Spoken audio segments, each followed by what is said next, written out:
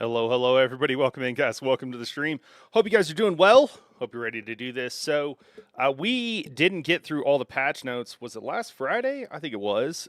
We were part of the way through, and so yeah, that's where we're going to pick it up today. And looks like we've also got some updated patch notes as of today. So we'll see if we can get through everything. And yeah, let's just jump into it. So we're going to skip down what we want. We're looking for combat. Hey, what's going on, Matthew? What's going on? First, indeed. Oh, man. Actually, I threw in a comment earlier, man, saying hi to you guys before the stream started. I beat you to it. Let's get going down there, though. All right. We had last time had kind of gone through. Oh man, what all did we go through? Werewolf changes, PvP changes, Overland, the changes to Overland, the changes to the various sets. We learned that Zoss figured out how combat damage is calculated. So that's cool. Hey, what's up, chicken? Monday, Monday, Monday. Oh man, that Monday makes me think of monster truck rallies because I think there used to be some not too far from me, and I think it would always be like Monday, Monday, Monday. Yet X place.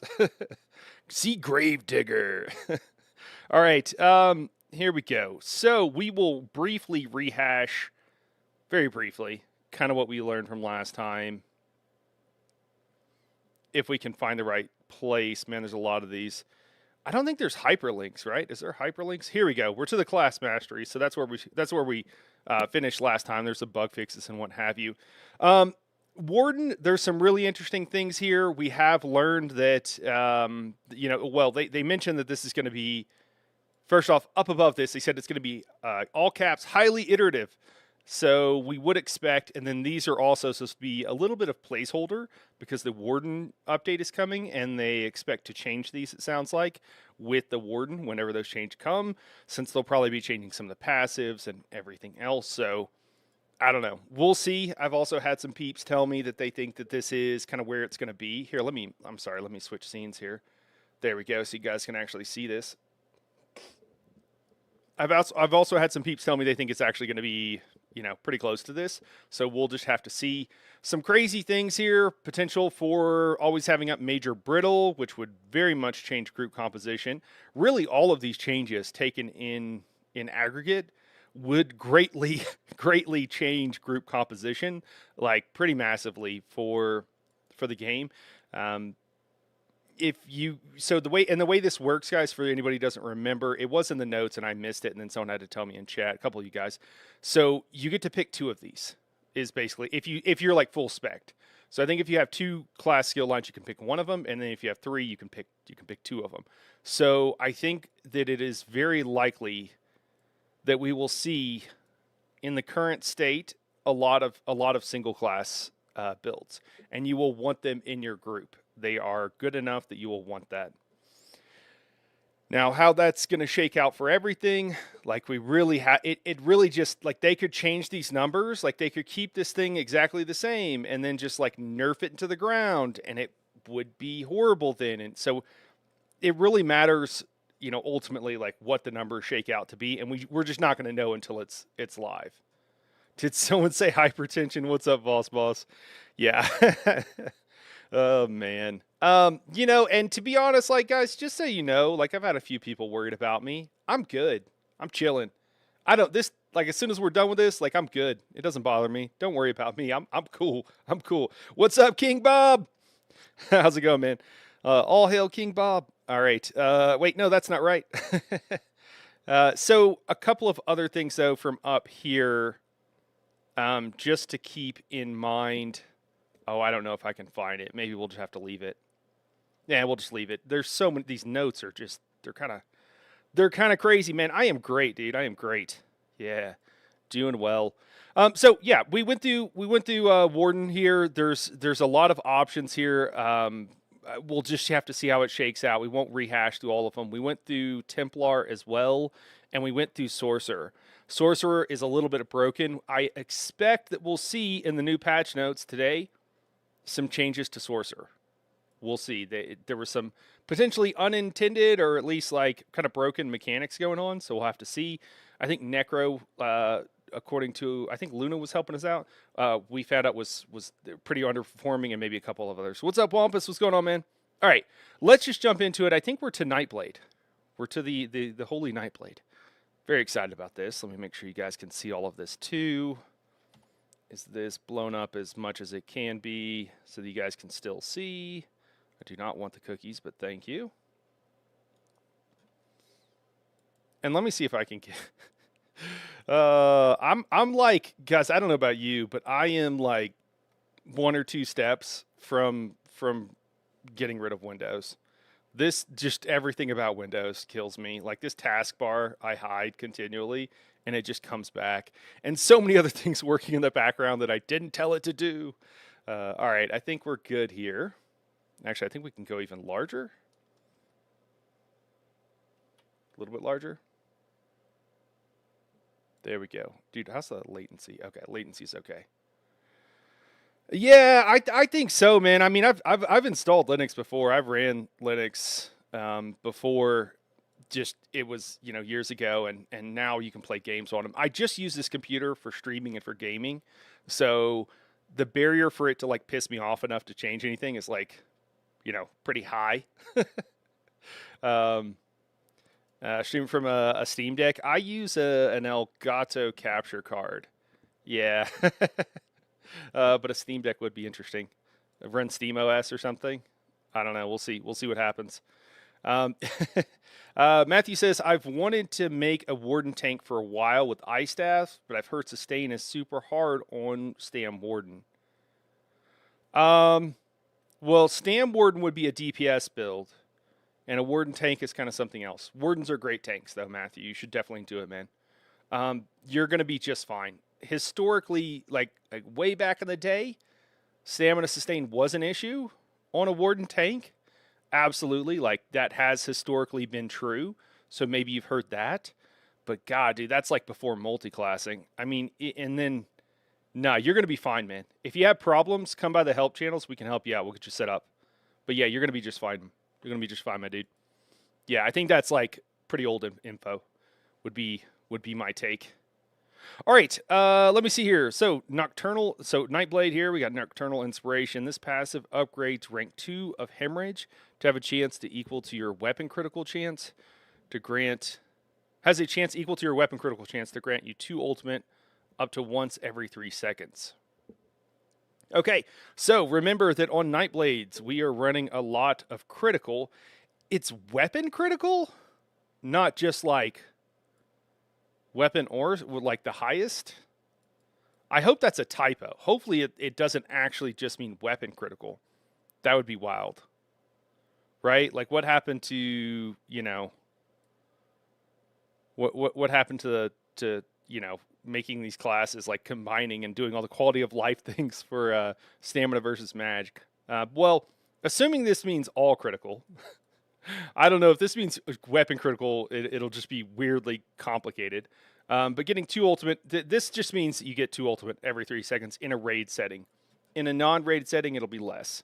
So you probably have raid buff, like 70-something% chance, critical chance. I don't know what it currently is, but like it's gone pretty high before. And I don't know too, it's been a while since like a straight Nightblade, depending on your build, like it could be 70 to 80% chance to get this. So you're going to get it, most of the time. So it's really just like a tiny bit of ultimate that you're getting. Yeah, it could be good. I mean, if it like works into the timing so that you can like constantly in-cap now or something, like the thing is like you used to would use your Nightblade ultimate incapacitating strikes once every 2 times through your rotation.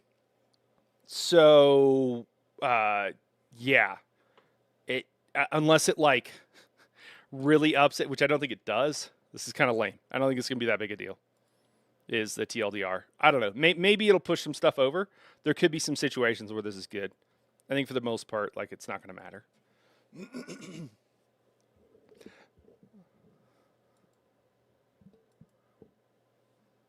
I don't know what game that is.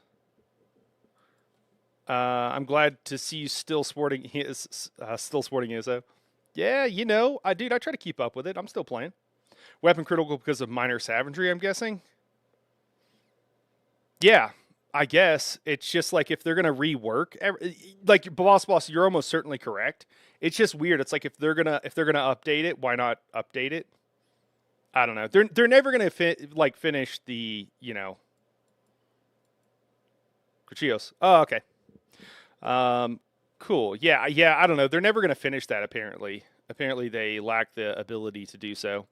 An eye for exploitation. This passive increases your weapon and spell damage by up to 1250 and reduces your damage taken by up to 12%, both based on your target's missing health.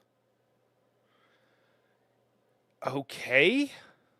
I guess the damage is interesting. I don't know. Note this works for any effects scale with weapon and spell damage, meaning it can increase damage against low health enemies, increase healing against low health health allies, including yourself. Oh, and reduces damage taken from low health enemies. All right. So that could actually be pretty huge because in execute a lot of times that's when you get the complicated mechanics. And this is kind of like giving you this extra damage reduction.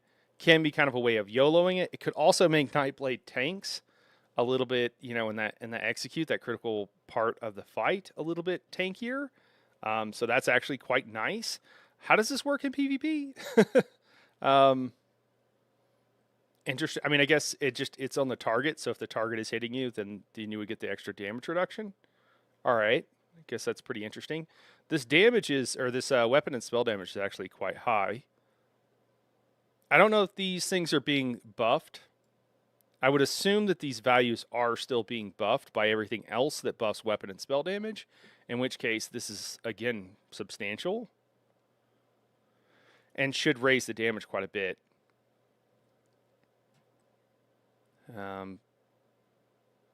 Yeah, so increasing healing too. Okay.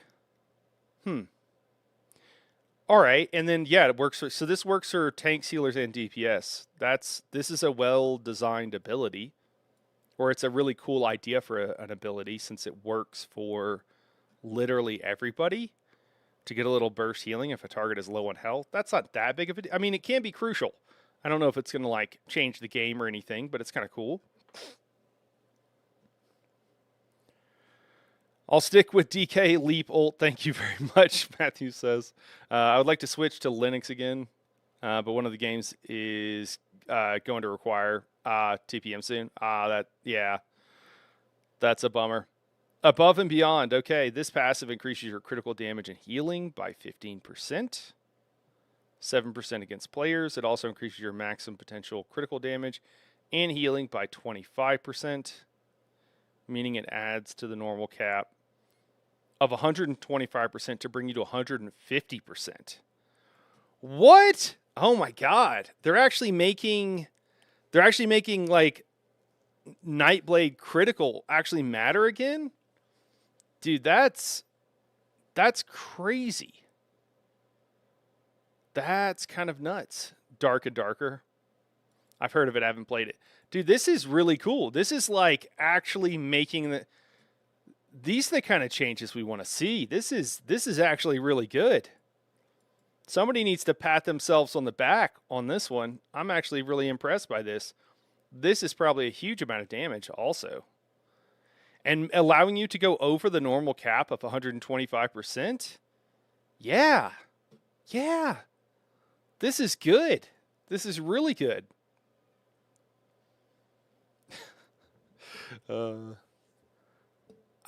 Yeah, that's pretty nuts. Evasive Trance. Okay, this passive causes you to dodge incoming attacks. So, guys, do you know why this is crazy? Should I explain this a little bit more? I'm sorry, instead of just being like, hey, this is crazy. So, your maximum critical damage and healing has been capped at 125%. And to go back to remember, hearken to the days before, when this was uncapped, when your critical damage was uncapped, it was pretty much the thing you always wanted to stack because that's how good it was. It was just like, hey, if you can have more, have more.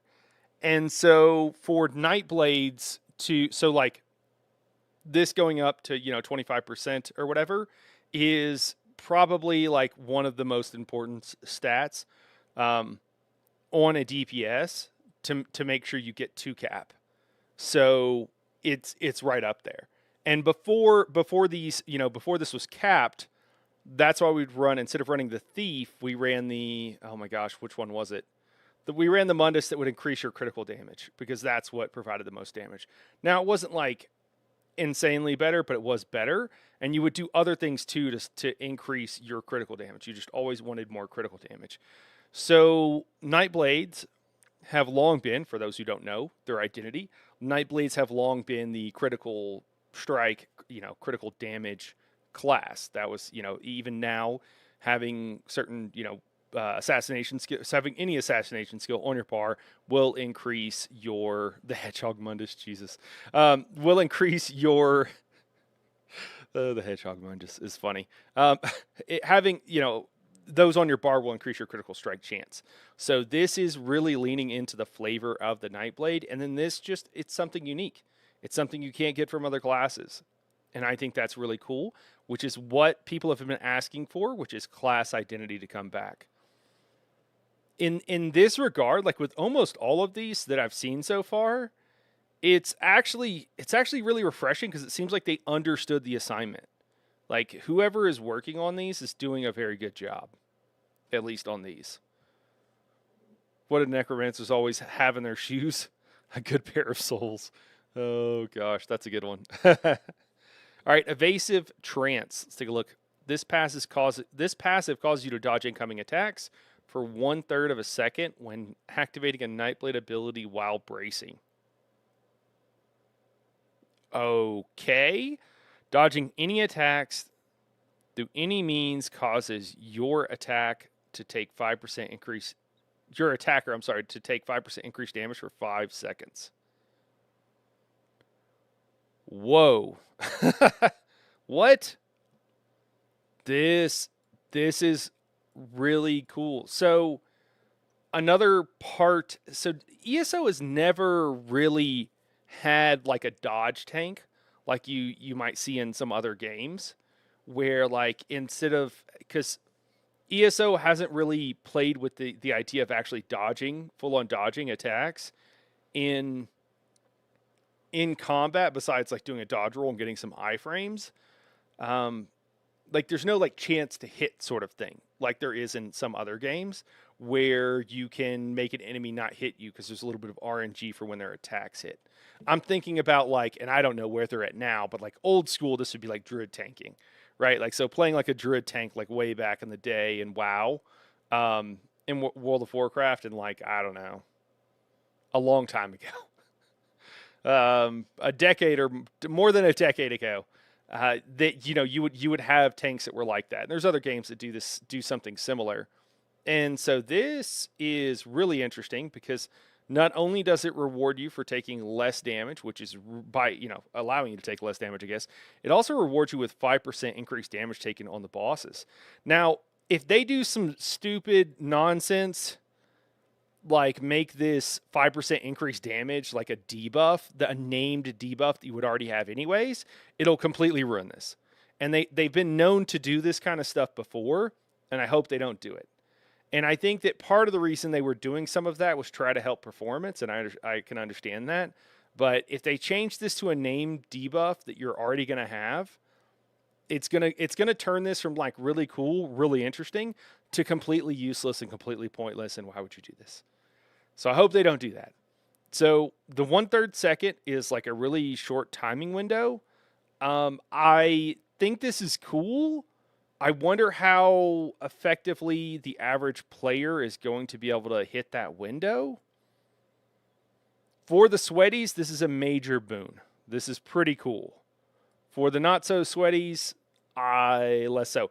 Also, what this does, which is also really cool, is like, I mean, we'll have to see how everything else shakes out, right? Because you really have to compare this to what the other classes are doing and what they're bringing to the table. This is something that is exclusively a Nightblade ability. A Nightblade tank ability, rather. I'm sorry. Because if you're a DPS or a healer, you're generally not going to be holding block. Definitely not if you're a Nightblade DPS. You got to hit those light attacks. So this is something that could make you want to bring a Nightblade tank to content, which is wild. Wild. It's been so damn long since they've done that. Like, it's kind of crazy. It's kind of nuts. So yeah, so far two banger of abilities, one very lackluster one, a little bit more ultimate. I just don't think is going to matter. And this Eye of Exploitation is pretty interesting, and I think is a little bit, to me, this rings more of like PvP focused. I mean, if it adds damage to execute, it still could be very good for a DPS. And that's a significant amount of weapon and spell damage. So maybe it's good. But I don't think you're going to worry about this much as a tank. It would more be like an incidental thing. Because a lot of times, like, just getting damage mitigation at execute is not really going to... It's not really what you're looking for as a tank. For tank, you're looking for more consistently, typically. Hey, Kyle, what's going on, man? Welcome in, dude. Vossboss said, someone at Zoss really wants Nightblade dodge tank to be real. In reality, Nightblade functions way better as a perma-block tank, more than Sorc. Well, they're still having you hold block on this one. You got to be bracing, which is blocking. So, but yeah, they do really want Nightblade to be a dodge tank. They're doing it in like, I imagine there's probably... They probably don't want to fundamentally change combat, would be my guess. I'm guessing the person coming up with these ideas has guardrails around them. Maybe they're self-imposed for reasons, but it kind of feels like there's guardrails on this. But yeah, it does feel a little bit more. And you know what? The cool thing about the dodge tanking, is that it's a different play style, which is nice. It's not just like, hey, this plays exactly the same as every other, tank class. It would actually play a little bit differently.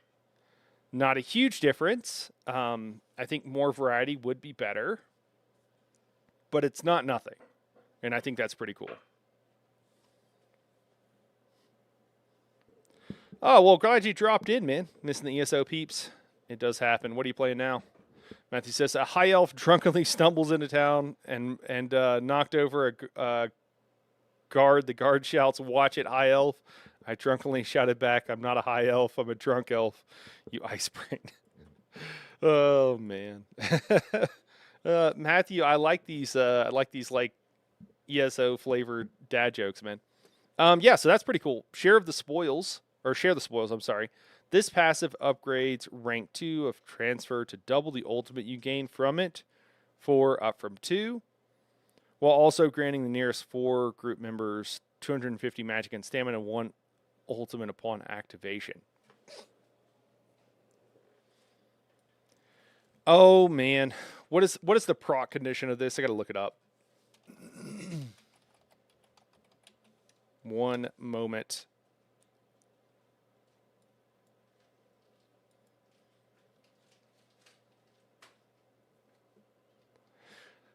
Oh, it's just casting any siphoning ability. Okay, that's interesting.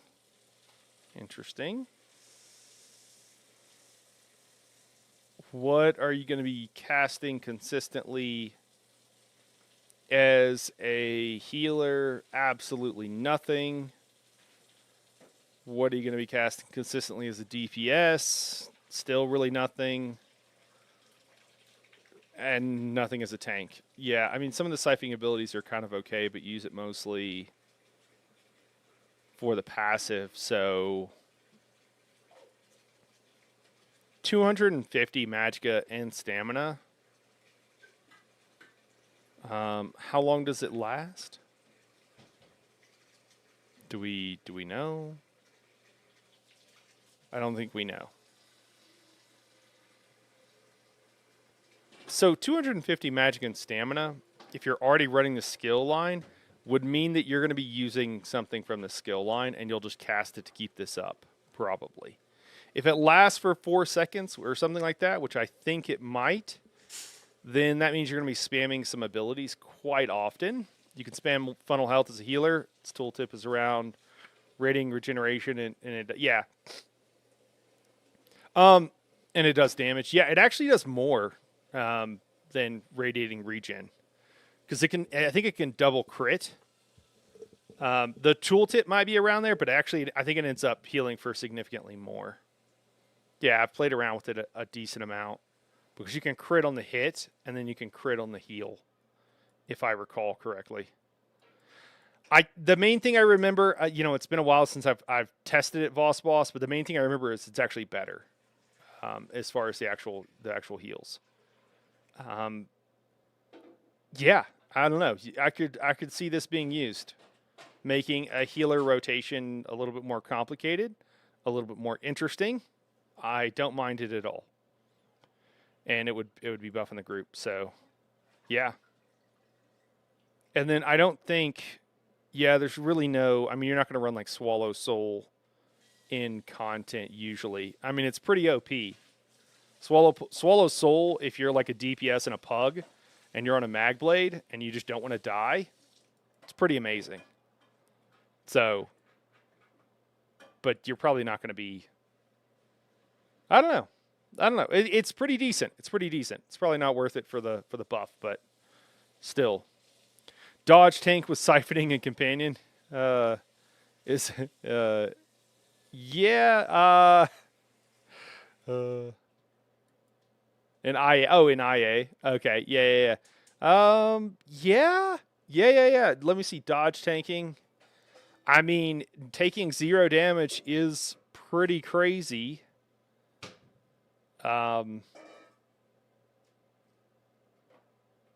Yeah, you might be able to do some cool things with that. You might be able to. I mean, taking 0 damage is pretty crazy. It's gonna be hard because if you're counting on that dodge to go off and it doesn't, it's gonna be tough. But I mean, it leads to a different and very fun playstyle, which I think is a great thing. Next chance I get to be on, probably going to change my macro to Stamcrow because it's been so long since I got on that one. I can't remember if it's still a vampire or not. I feel that. Characters you're like, oh yeah, have I done anything with this guy in ages? Not so much.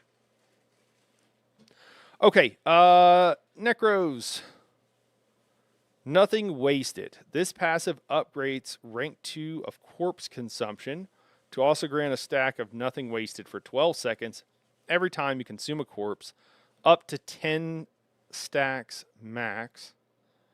Nothing wasted increases your max health and weapon and spell damage by 2% per stack. Wow. If the stacks reach their full duration, they instead lose 3 stacks and refresh rather than losing all stacks. Okay. So once they does it not so the stacks don't normally refresh? I'm a little bit I'm a little bit unclear of how this. Oh, maybe they do refresh and it's just like at the end, like they slowly tick down when you're like generally out of combat. I would think. Is that what's going on here? I'm sure people have tested this by now. We might have to get on and test some stuff. That's pretty cool. I hear Necros are lagging behind significantly on DPS, which is interesting because 20% extra weapon and spell damage seems like a decent amount of a buff. So I'm not sure what's going on here. Max health, 20% extra max health. That is pretty interesting. So 20% extra health would be what, like 8,000 extra max health? The problem is with like adding max health. I mean, I guess it adds the problem with max health and the problem with this buff in general is that they've added enough mechanics in the game that scale off of your max health that there are places where you do not want more max health.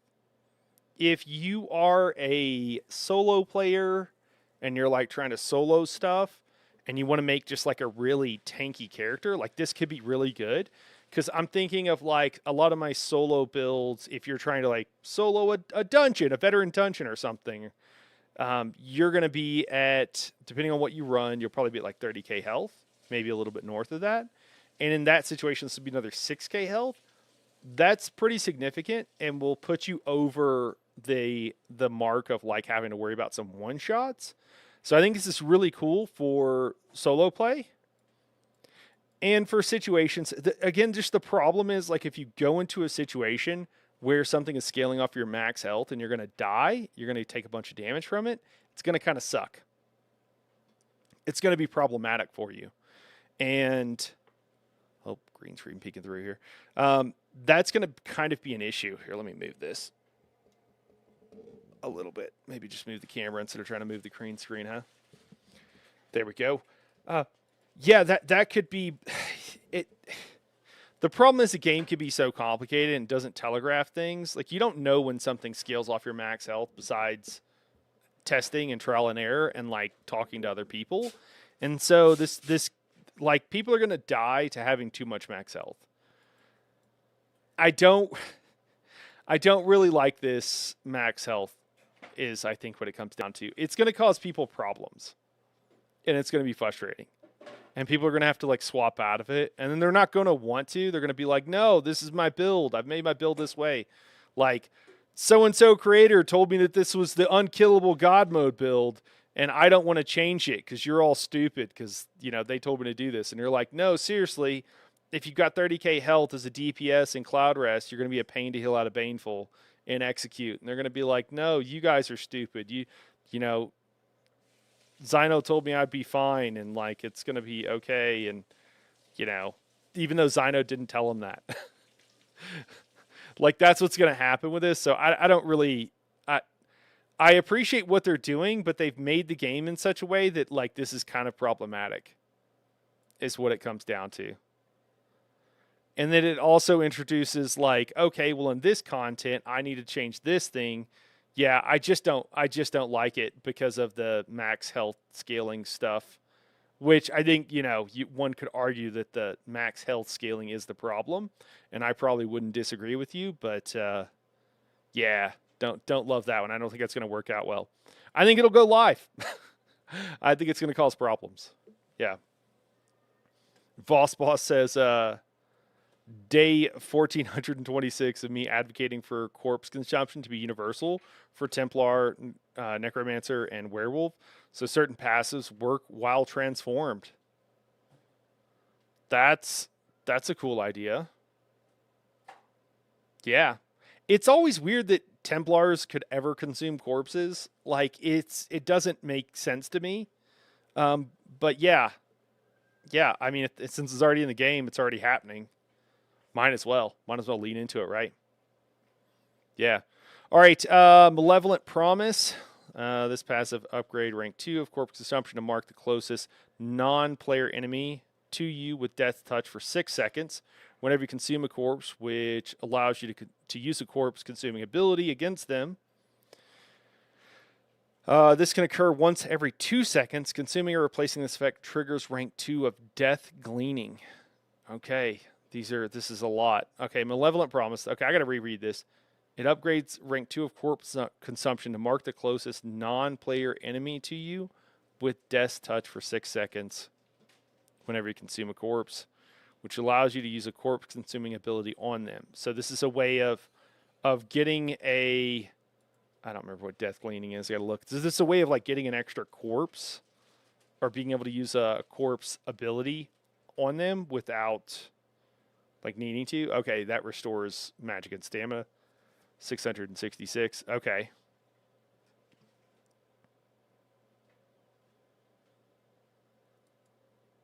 Okay, so we get increased sustain from the proc on Death Gleaning if you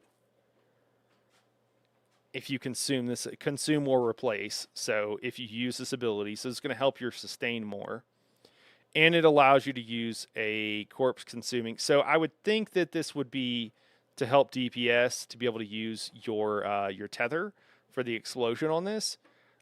It leans into the idea of corpse consumption and being able to do a lot of stuff with that without actually making a corpse, which is the problem. They've had so many issues with corpses on necros that like they've nerfed it into the ground. I like this as a concept. I don't know how much damage this actually adds, but I do like it as a concept. It feels like it's not going to use. It feels like it's not going to be used, but I do like it as a general concept. Maybe with like a going to be spamming siphon. Yeah, exactly.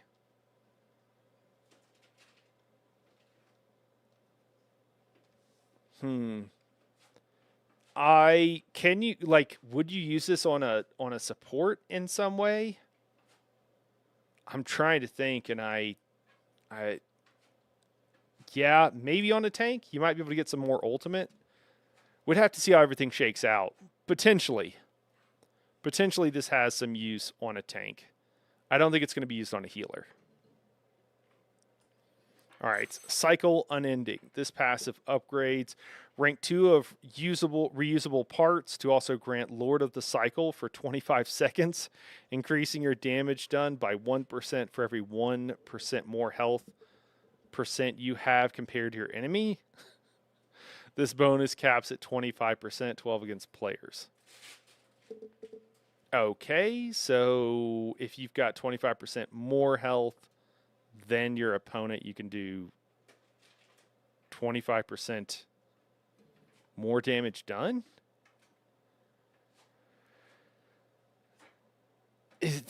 That's pretty big, right? How are these guys so underperforming? Are the other ones just performing that much better?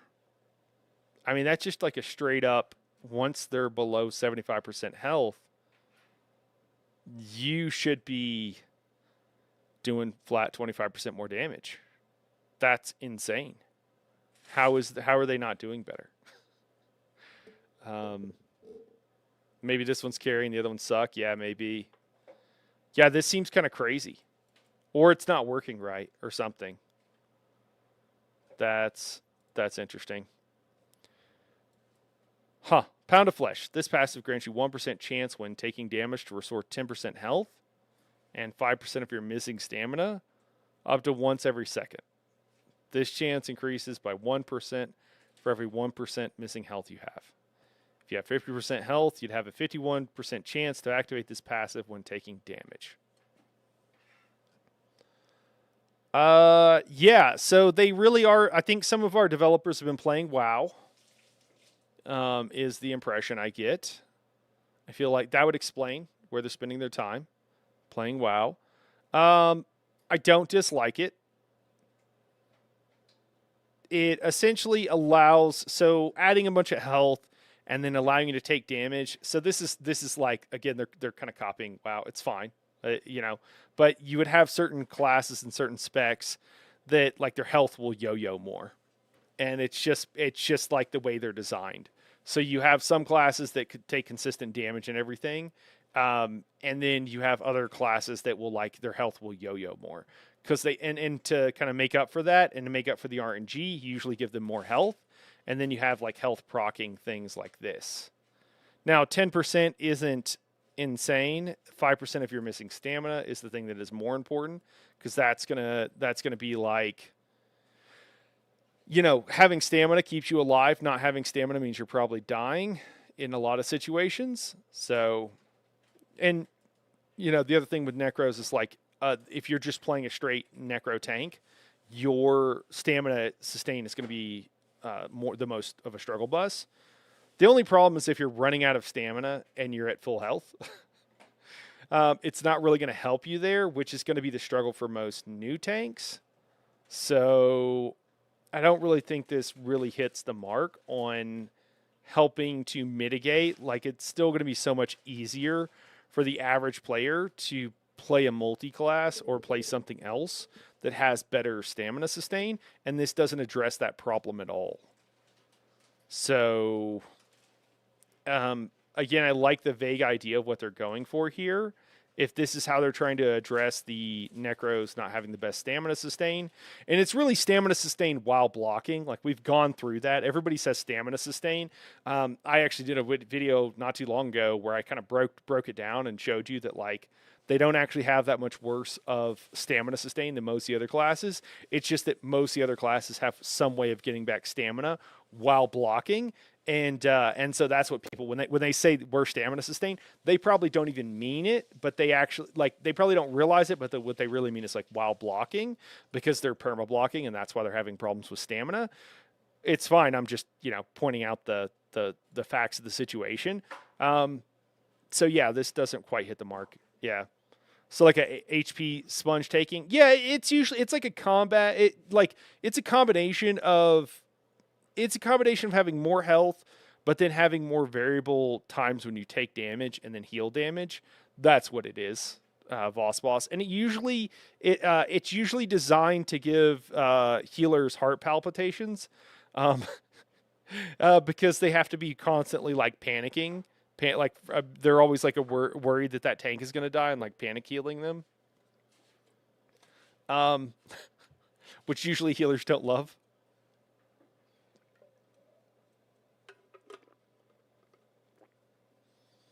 I think it's trash AoE DPS, popping to make up for lacking in more single targets instead of single target necro always support. Can you say more, chicken? I'm not sure I'm 100% following you, man. I'm sorry, I didn't see that comment right when it popped up too, so that's on me. At the precipice. This passive activates when directly healing a target below 50% health, which allows you to use a corpse-consuming ability against them for 10 seconds. Consuming or replacing this effect grants you 2 ultimate. This effect can occur once every second. Okay, so another thing that allows you to use a corpse-consuming ability on the target. This has to be like a PvP thing, because 50% health is only going to happen once, and you're only going to get, like, 1 corpse. So it doesn't really matter. But in PvP, this could allow you to use detonating siphon. Yeah. Oh, directly healing a target. I'm sorry. Directly healing a target. Detonating siphon plus corpse buster on a proxy det ally? Maybe. That's... So you get more... This is like a way of generating more ultimate as a healer on... What? Yeah, this is not going to get used. Like, how often are people... So any heal effect where, like, or any effect where a target is below 50% health, it's going to be incredibly situational. It just doesn't happen all that often. Most healing is overhealing. You got to keep HOTS down. The game is designed so you need to keep HOTS down, heal over times, down on the ground, healing your allies. And so they're not going to be dropping below 50% health with any sort of regularity. So this is kind of a nonsense passive. Like, this... They might as well not have... This might as well not even exist. Like, no one would take this. There's no reason to. Yeah. And then you get 2 ultimate. 2 ultimate is, like, not enough. So, yeah. Yeah, pretty useless. Like, there might be some, like, niche situation where this is, like, God tier, because it's constantly happening. But generally speaking, no. No. All right, Dragon Knight. Inexorable Descent. This passive upgrades Landslide to also grant 1% potency to damage and healing done, and damage shield strength per stack. Potency 2 means this bonus applies to the base calculation of these effects, causing it to become multiplicative with other bonuses. Okay. That is, they're giving us some terminology they're using. So that's helpful to know. That's kind of interesting. It upgrades the Landslide. I'm sorry, I got to look up these guys. It's been too long. I don't remember what all the passives are named because they've been largely useless for so long. Although landslide might be one of the new ones for the DK, so that also could be it. All right, given time, the small. Okay, there's some flavor text. Whenever you deal damage, you gain a stack of landslide, which increases your damage done by 1% per stack, up to 10 times. This effect can occur once every 5 seconds. Every 2 seconds, you do not deal damage, you lose a stack. Okay. This is just the kind of like slow burn, like that kind of builds up on a DK that they were going for, which I think does kind of overlap with the Necros. So this seems, I mean, if that goes up to 10%, similar to what Landslide does, then that's an extra 10% damage. That's pretty big. Hey, Nani, what's going on? So, this looks like this could be one of the buffs being used for the pure Dragon Knight DPS. Let's see. Booming voice, and yeah, like healing doesn't really matter. You don't need the extra healing, and the damage, the bonus to damage shields is like, I mean, yeah, you could stack a whole bunch of damage shields. That could be like that. They're kind of leaning into that with the DK because they have several shields, and then they're pretty good.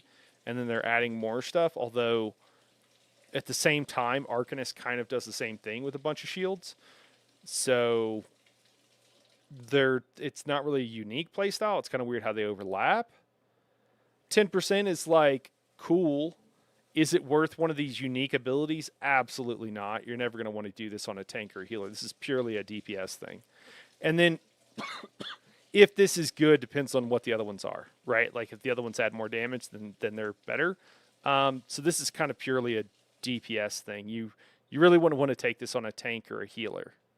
Booming Voice. This passive upgrades rank 2 of the Storm Voice to also grant 1 health, magicka, and stamina per ultimate spent for 10 seconds.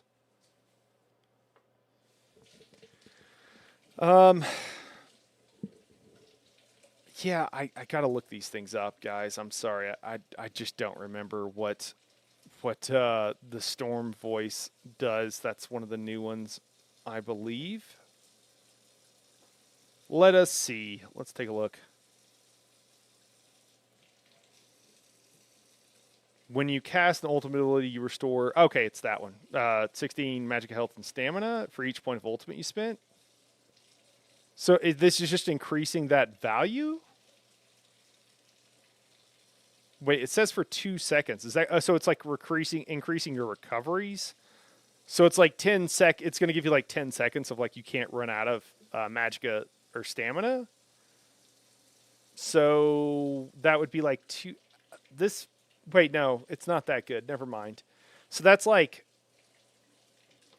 is it per second or is it recoveries? So I'm assuming it's not recoveries because the recoveries would tick every 2 seconds. So any like plus magic or stamina or whatever, to recovery, it ticks every 2 seconds. So you have to kind of half that value to get the per second value. Storm Voice is Battle Roar but nerfed. Okay, so they just gave Battle Roar back. Yeah, it's kind of different, but yeah, it is pretty lame. So this would be the equivalent. Let's say you spend like a 200 ultimate, your ultimate costs like 200 ultimate. So that would be, 200 magicka and stamina per second, which is equivalent to like 400 recovery. That's enough that you would notice it. Yeah, this sucks, but it's like not that big of a deal. Yeah. Also, no reason to take this. Yeah. No, I mean, technically, it gives you a little bit more recoveries. I mean, with multi-classing and stuff, like you can get way more than that all the time for doing nothing. So now, what they could have done is like if they up this value to where it was like a lot per second, so you just couldn't run out of magic or stamina. maybe you could do something with that magic or stamina, and it would give you like a number of seconds where like you just couldn't run out of resources. That would be interesting. This, as it stands, unless I'm misunderstanding how this actually works, it is a little bit ambiguous how it's calculated. But if I'm reading this correctly, this is just kind of useless, and it's like way underdone as far as like what values it should be giving. Wildfire Embers. This passive upgrades your Dragonite damage over time effects that apply to enemies. Searing Strike, Dragonfire Breath, Burning Talon, Shatterspike Mantle to apply a unique 12-second damage over time effect on enemies whenever the triggering abilities end. This damage effect stacks up to 12 times.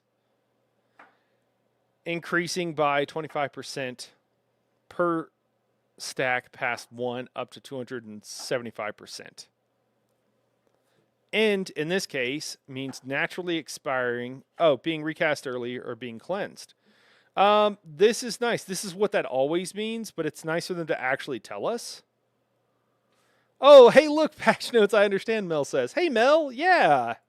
Patch notes, Mel dropped into our we're looking at, I'm like the patch notes channel, guys. Mel dropped into the patch notes for Dune and it was like, I don't understand what's going on. Yeah, this seems kind of crazy. Like, what base damage is 10.5% of your weapon and spell damage, and 1% of your max magicka or stamina per tick. Oh, interesting. Okay.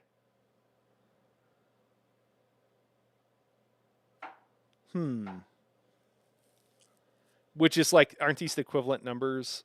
Huh. All right. I don't know what this works out to. Does anybody know? So weapon and spell damage and max. I mean, I guess we could figure this out. And then that would be, then we got to divide that by the duration. What? Oh, 12 seconds. 12-second damage over time effect. Okay. And then this lines up, I assume, with more of the decreased Dragonite duration on their various dots being more short-lasting dots. How many of them go over 20 seconds?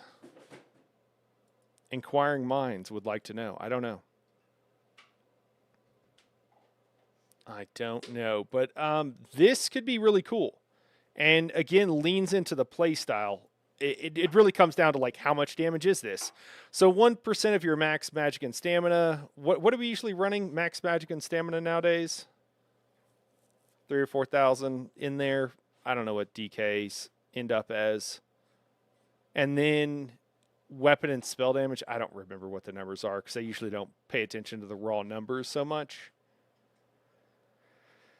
But 10%, I mean, it's probably a decent-ish amount of damage. These are probably similar values too, is what these should work out to, would be my guess. Is that right? I don't know if that's right. So maybe we're looking at about...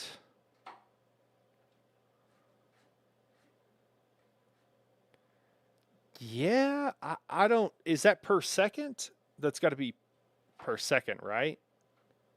I don't know what these numbers work out to. Is the TLDR. And then, yeah, with that, I'd have to like do the math in a calculator or pull it up on Excel. I do like this. So not knowing exactly what the numbers work out to and if it's actually worth it, this idea is actually really cool and really feeds in again to the style of play of the Dragon Knight. So far we're we got two classes that have abilities that I feel like really lean into their play style.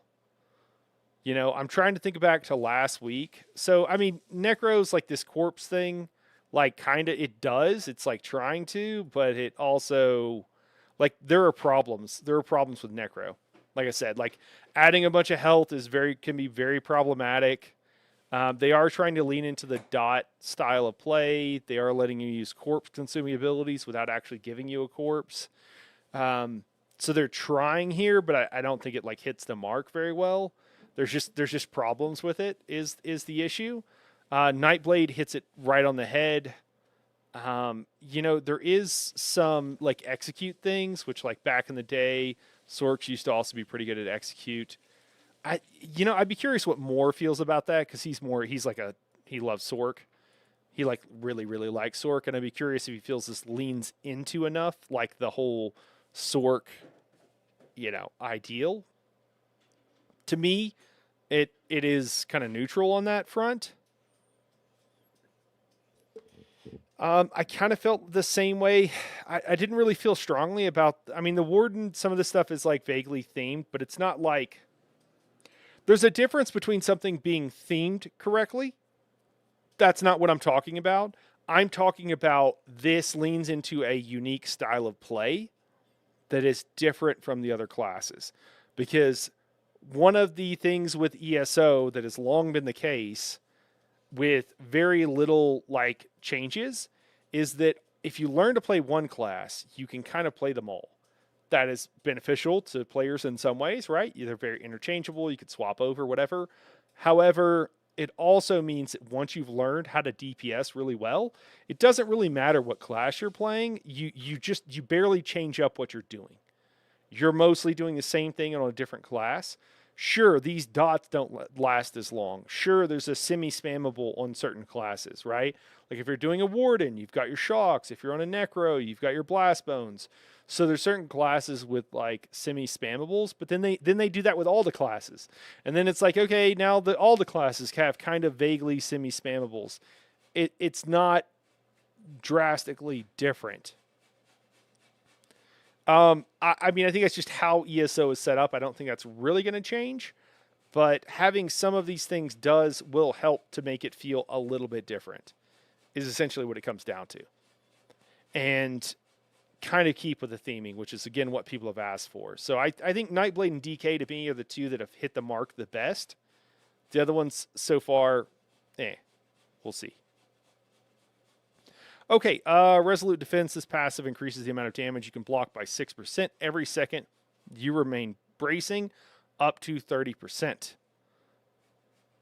Okay. Blocking has a 20% chance to restore 500 stamina, up to once every 0.25 seconds. Okay.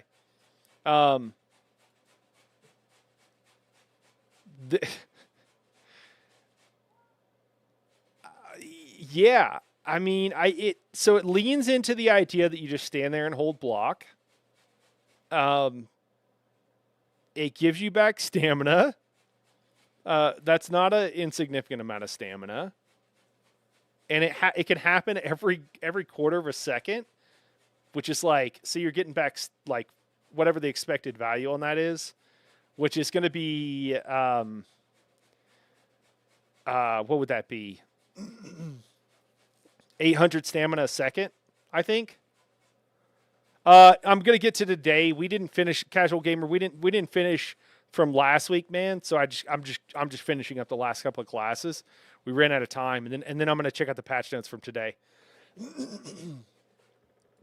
Yeah. So this is interesting. This stamina recovery would have been better served on like that level of stamina recovery would be nice to see on the Necro. I think that they probably don't know. They probably don't realize that this here is not going to proc very often. And that you could die to a one-shot because like you were doing fine, then you ran out of stamina, and then you started taking a whole bunch of damage, or maybe just got killed by a one-shot. And so I don't think that they probably understand the game well enough to understand that this is not actually going to be helpful. If I had to guess, I think that's probably the case here. I don't think that they probably understand. But this is cool. This is a very useful thing to your average tank. Average tank is running a DK because they've heard it's the best tank for eternity, since time immemorial. So I think this is good. Lead from the front. This passive upgrades rank 2 of the Storm Voice to also apply Major Berserk and Protection. Is that Major Protection? Okay. For 1 second per 15 ultimate spent to you and group members within 28 meters of you. Whoa. I got to look up what the storm voice is again. Forgive me while I do so. But that major protection is not nothing. When you cast an ultimate... Oh, it's the same... Okay, it's the same thing that we looked at a while ago. Okay, so... Every 15 ultimate spent, save up a decent amount of ultimate. Say you spend 300 ultimate, right? So that's going to be 20 seconds of major protection and major berserk. Yeah. So in sweaty groups, you can get major berserk, and you can get really good uptimes on it now. And you probably don't need protection. What I will say is, this can still be very helpful for the average group and for the average dungeon group. Yeah, Truck, feel free to. If it's a short answer, I can get it. If it's a long answer, I probably can't, but maybe somebody else in chat can. If it's about ESO, I bet I'm positive somebody else in chat will be able to. If it's a long answer, man, ask away. Normally I would say always go ahead. Patch notes were kind of like focused on a thing, but yeah, man, throw it out there. So yeah, I think that this could be very useful and could help like dungeon groups. You're not necessarily going to have major berserk, so you can help burn situations. Zos probably doesn't really want that. I don't know what they think it's going to be used for, but I don't mind this one. So what do we have here? So what do we have just like overall? So we've got increased damage that could be pretty good. Another increased damage here. So those are going to be the two you're going to take as a DPS. Would be Inexorable Descent and Wildfire Embers. For a tank, Resolute Defense would be great. I mean, it's really purely, and then potentially lead from the front for like a casual dungeon situation. That could actually be optimal, could be very good. A paid shill? Can you explain how and why you think Hack the Minotaur is a paid shill? I don't think... Did I say it was a paid shill? Have I said that before? Or just like that like general like feeling towards Hack? My issue with Hack the Minotaur is that I think he's gotten better in recent memory, but he used to make really, really bad builds. And he used to tell people how amazing they were. And he clearly didn't understand the basics of the game when he was making the builds.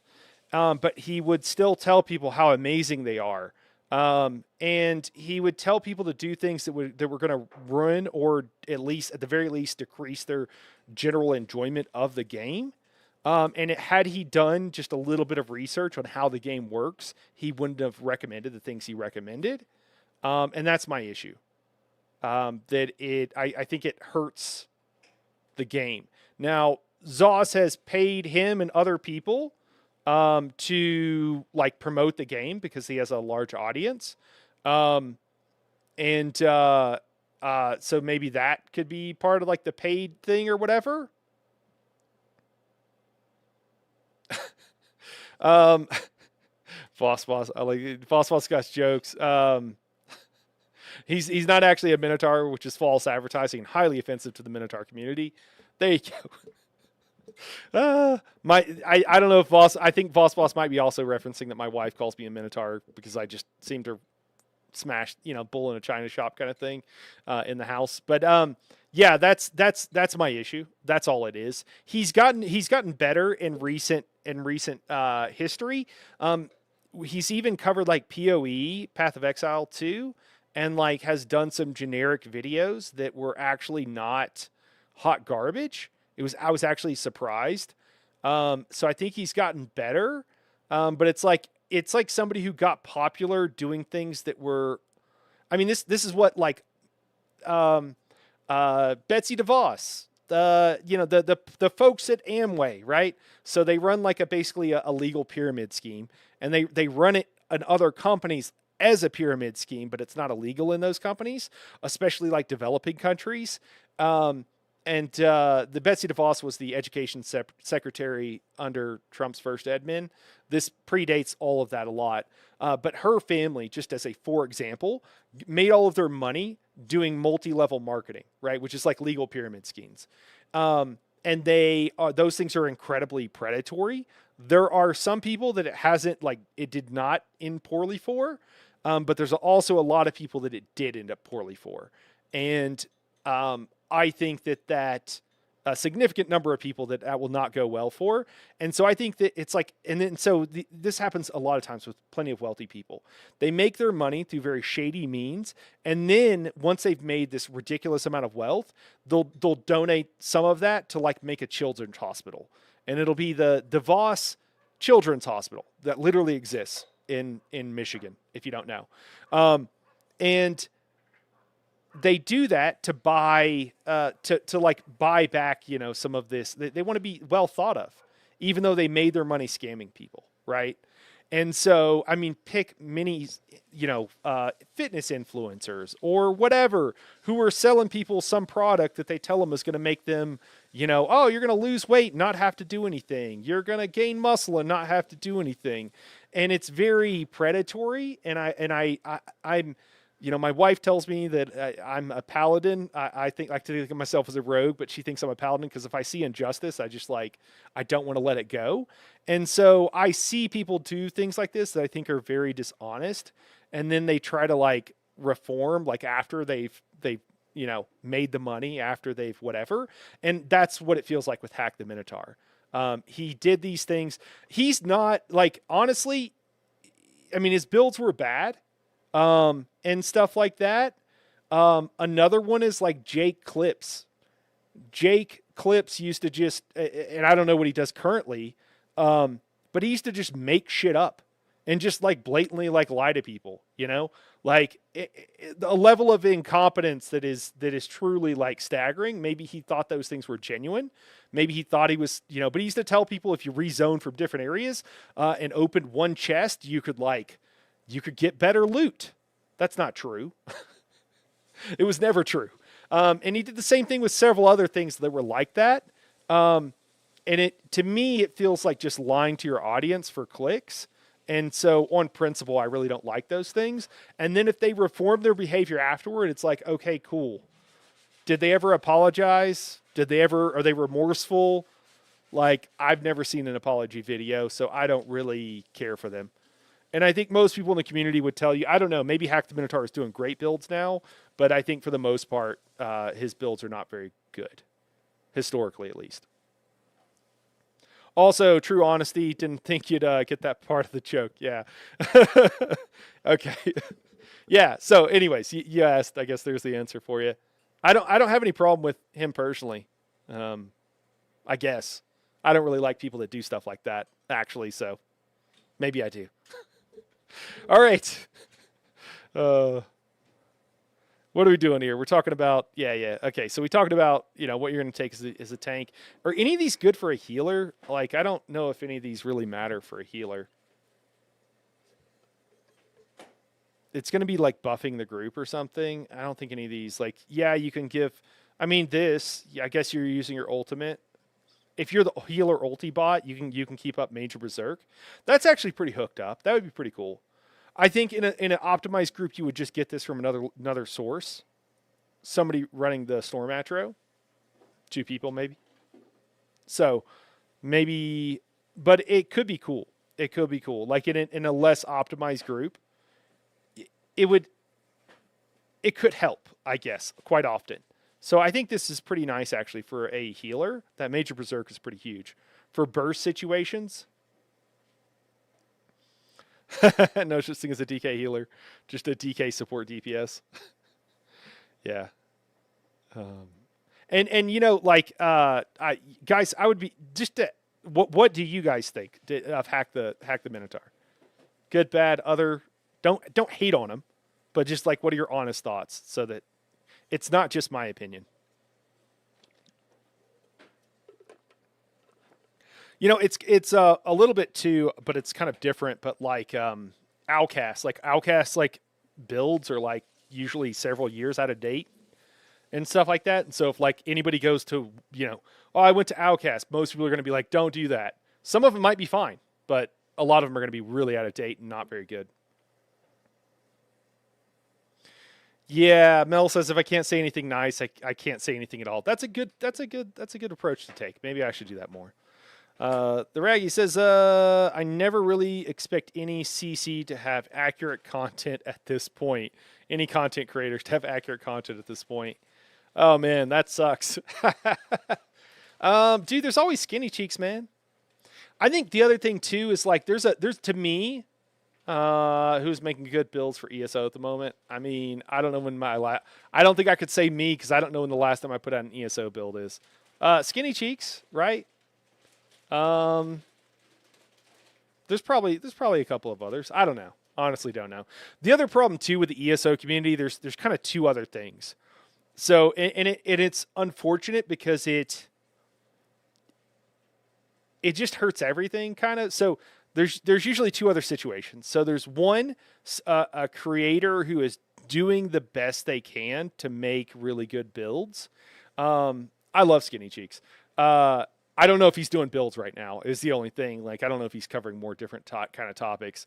There's a creator who's trying really hard. And that's the thing. Like, if somebody is like trying to make good builds and they just don't know stuff, like, I'm cool with that. I'm not going to be tilted. And so there's that group of people, right, that's trying but maybe doesn't know.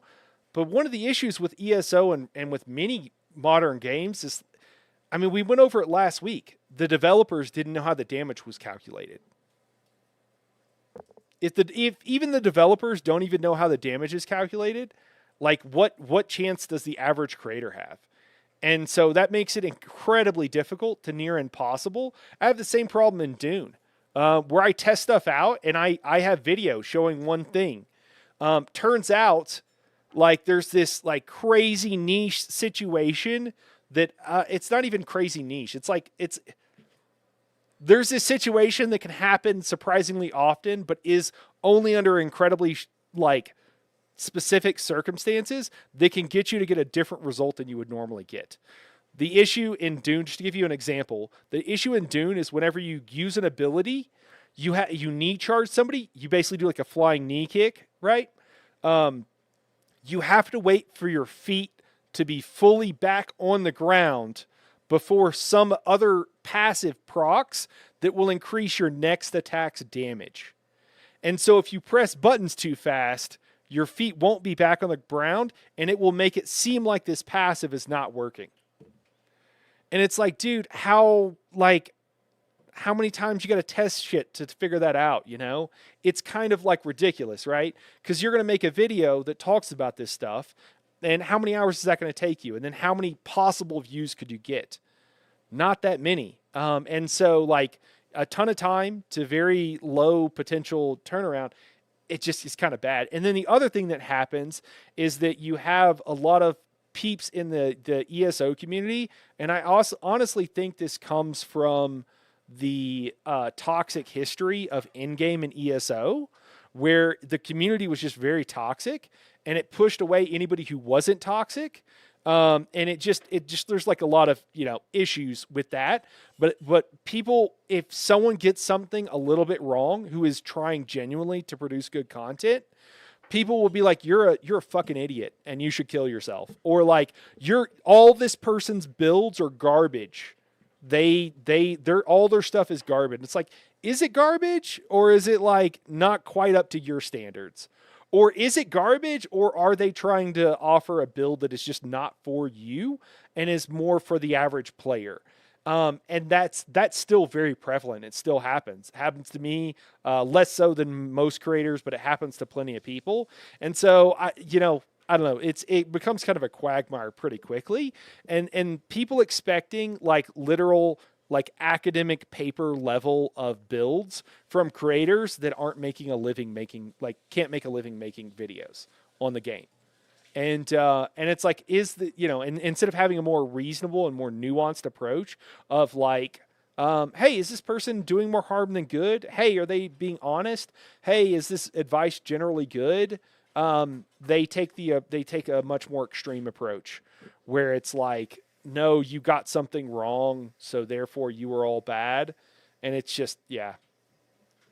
Dunes has so much broken for so long. Yeah, I mean it's a little bit jacked up. Yeah, do you know about it? It's knee charge with prescient strike passive is what it is. Turns out. A Dune reference, guys. Don't worry about it. All right, let's get back to ESO.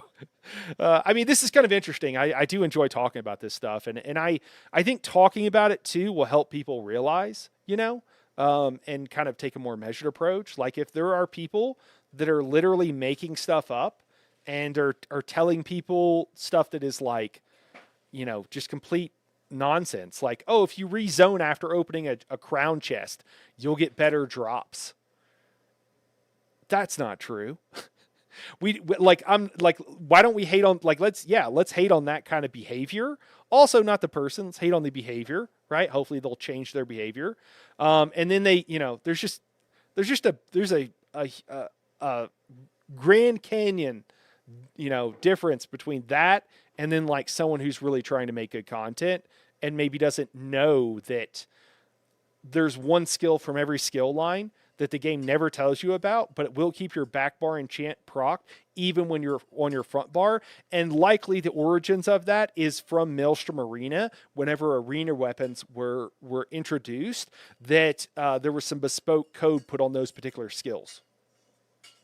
Like, not everybody's going to know that, and it's not their friggin' fault. The game doesn't tell you, unless you're like an ESO historian or just happen to know it or just happen to have played for so long. You're not going to know that information, and maybe we shouldn't like crucify people if they get stuff like that wrong. Maybe just like politely like let them know, hey, here's what's going on, and I know it's kind of crazy, but here's what it is. And instead, there is very much, and again, I think it really is a remnant of the very toxic community that used to be in all of in-game, and now, and not all of in-game, but most of it, and that's kind of like a lot of those people have quit, and it's like slowly fading away. But yeah, it's not trivial. I did some extrapolation a while ago. Oaken Soul seems to simply make somewhat tenable builds a lot. That's the kind of shit I was hoping the combat refresh was going to go after, to be honest. Can you say more? I'm not sure. Is it, I don't know how to, is it the Raggy? Or is it the Raggy? I'm not sure how to say your name. Forgive me. Let me know. It's not trivial. I did some extrapolation a while ago. Oaken Soul seems to simply making somewhat tenable builds a lot. Yeah, I'm not sure. I'm not sure quite where you're going with that. I have some guesses, but I'm not sure. All right, let's look at Arcanist, and then we can catch up on this week's patch notes. Abyssal Emergence. This passive upgrades your Arcanist ultimates to immediately generate 3 Crux upon activation. Okay. While also granting 666 weapon and spell damage for 15 seconds after activating. Interesting.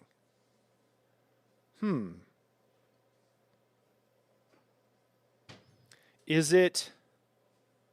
It is Arcanist Ultimates. Okay. These bastards knew we were gonna like do Nightblade incap into beam, and they said no, only on Arcanist Ultimates. They knew we were gonna use the bear or some other cheap ult. It's okay. I'm not too mad at them. It would have been fun though.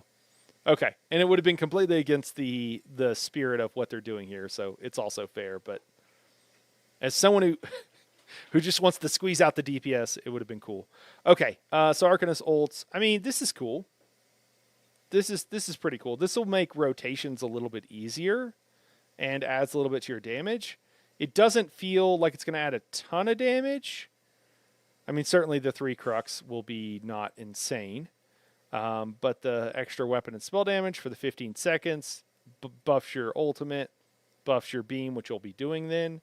The Arcanist probably is doing, I don't remember where the pure Arcanist is, compared to the other classes, I imagine it's doing just fine. So yeah, it seems okay. We'll just have to see how it goes.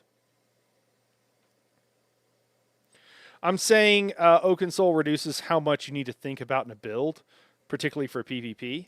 Yeah, I can speak more to the non-PvP situation than PvP, but I can tell you from a non-PvP situation, Oaken Soul for a while now hasn't been that great.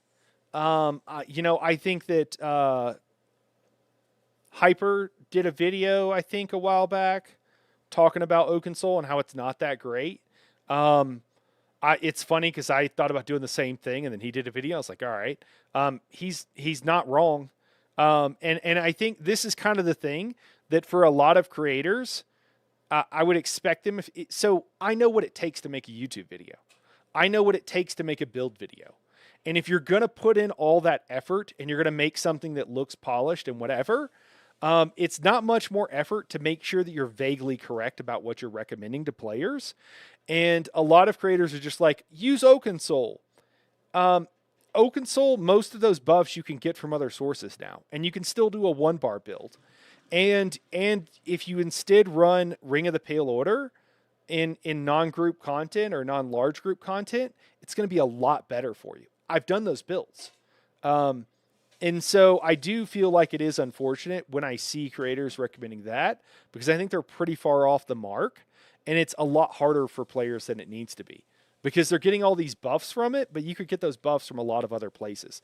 And I'm going to be honest, like if you're doing this, it takes a lot of time. It's not rocket science, right? Like all you got to do,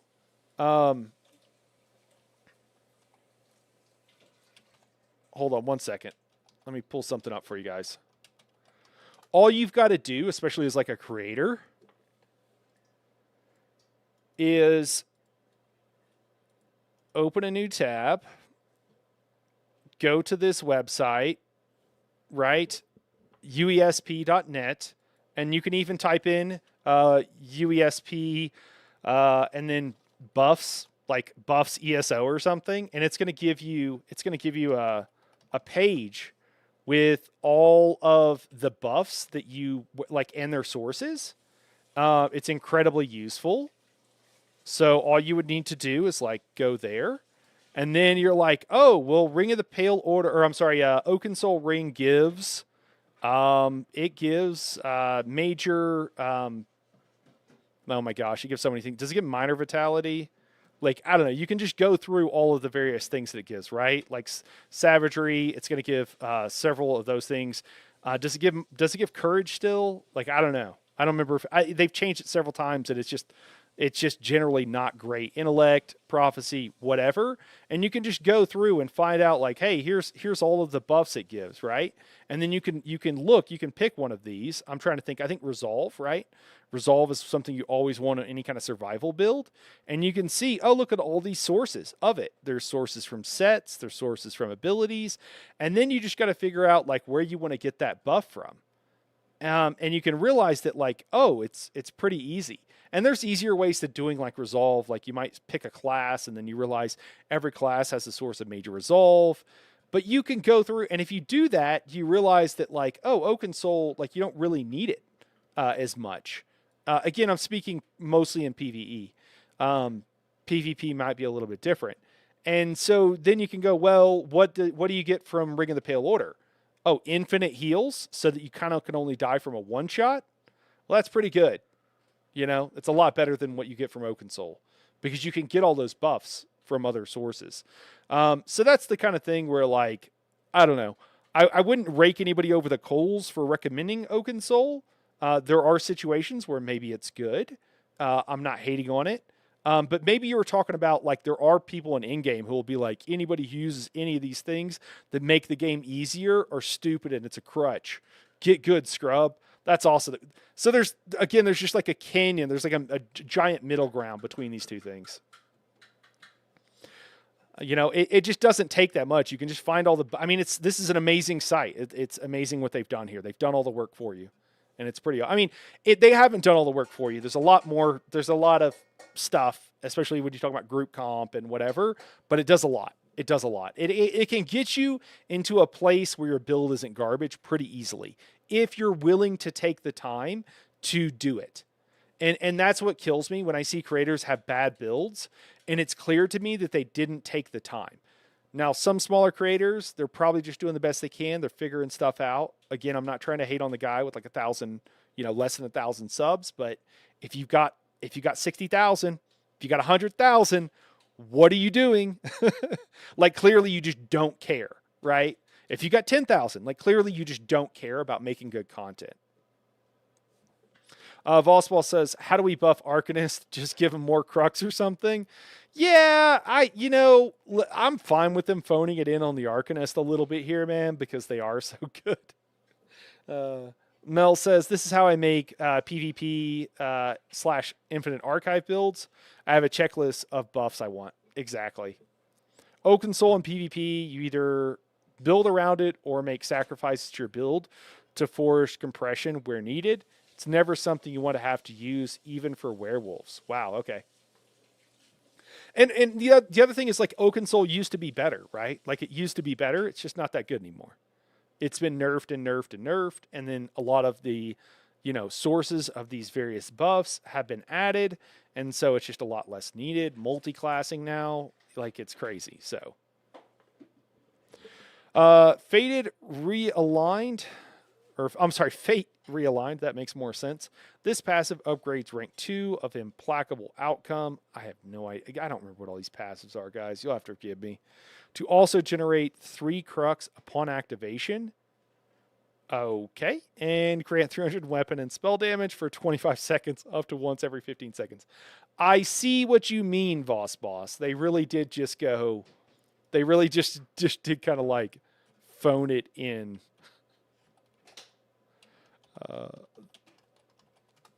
More Crux. Oops, all Crux. Yeah, it's just... I mean, it is their unique mechanic. So they're leaning into it. It seems fine.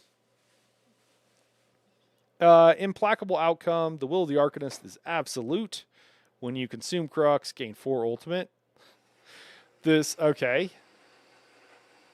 So when you consume Crux, you gain 2 ultimate and also generate 3 Crux upon activation. And grants weapon and spell damage for 25 seconds up to once every 15 seconds. Okay. It's crazy because some of these were like getting like, 1,600 weapon and spell damage from some of these abilities. So this is something that's just always up. Allows you to beam after consuming, like, you could just beam and then beam again. So you get like more beams. So this is going to make, so this could be, with all of these things here, like, I think you can make an Arcanist that can just beam like crazy amounts. I mean, you can kind of already do that, but it makes it even easier, I guess.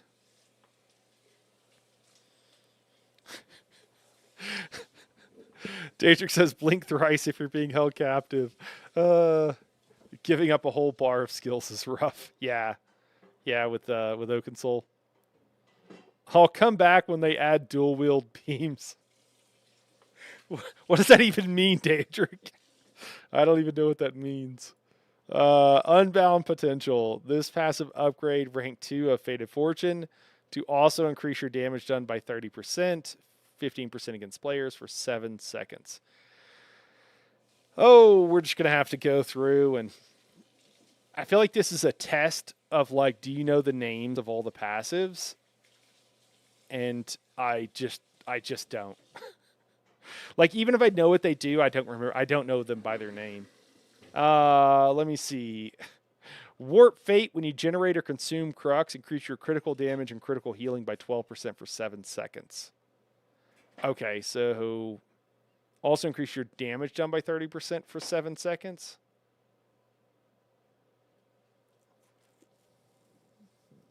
What? Wait, what?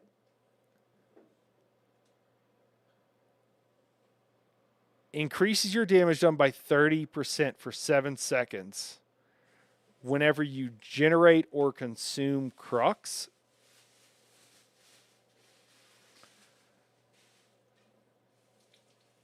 They just get a flat 30% damage increase all the time because you're always going to be gaining consuming crux. Sure, man. Keep it simple. Fuck it. 30% increased damage. Bam, done. Don't got to think about it. Attach it to a passive that is always active, and you just get increased 30% damage. Sure. The other thing with these is like the classes are not balanced. It's so weird. Like you take something like this, and it's just like always 30% increased damage. Cool. What do you got to do? Nothing. Show up. Oh, okay. Like it's kind of wild. And then you look at a Nightblade, and it's like you really need a build so that you're maximizing your critical. Like, I'm sure, man. Sure, man. I mean, I want the game to be accessible to everybody. I feel like the game is already too complicated. I feel like for a lot of optimal situations, the game is just way too complicated. And when I say too complicated, what I actually mean, good game design will lead you to the correct good game design will lead you to, we've talked about this before at length. Good game design will lead you towards a reasonable outcome without having to look up a guide, watch a YouTube video, or do anything else. As someone who makes YouTube videos, right? Maybe I'd be out of a job. ESO is so far over that mark on so many things where it's just way too complicated. And then they do shit like this, and it sucks because what it does is then players are presented with two options. One is very complicated. The rotation is complicated. The abilities are complicated. The just understanding how to make the build is complicated. And you get all this stuff going on, right? And then you got over here, the build is super simple. It actually has design that leads you to make, in this case, I don't even know if we can say it's leading you. It's just kind of take this and you'll always get extra damage. And everything over here is simple. The rotation is simple. The design is simple. And then you have to compare those two things. And you're like, oh, why do 90% of players choose this option? Well, I wonder. Of course, what else are you going to choose? It's crazy. So, yeah, okay. It's fine. It has been the, easier class. I want the game to be accessible to the most number of people. But the extremes are wild.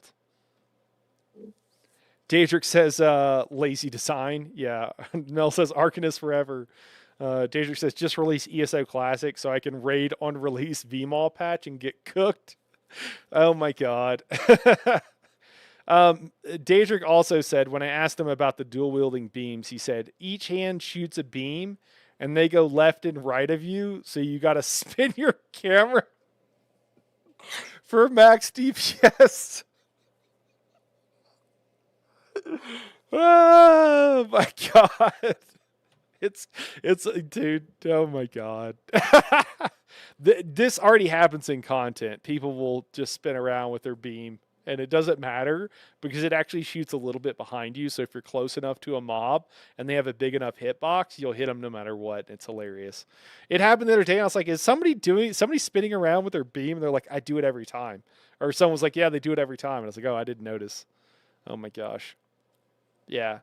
Dude, I don't understand, speaking of VMAL, with the changes that they made to the overlay and difficulty, it seems like that it would have been very easy to also make some changes to trials at the same time.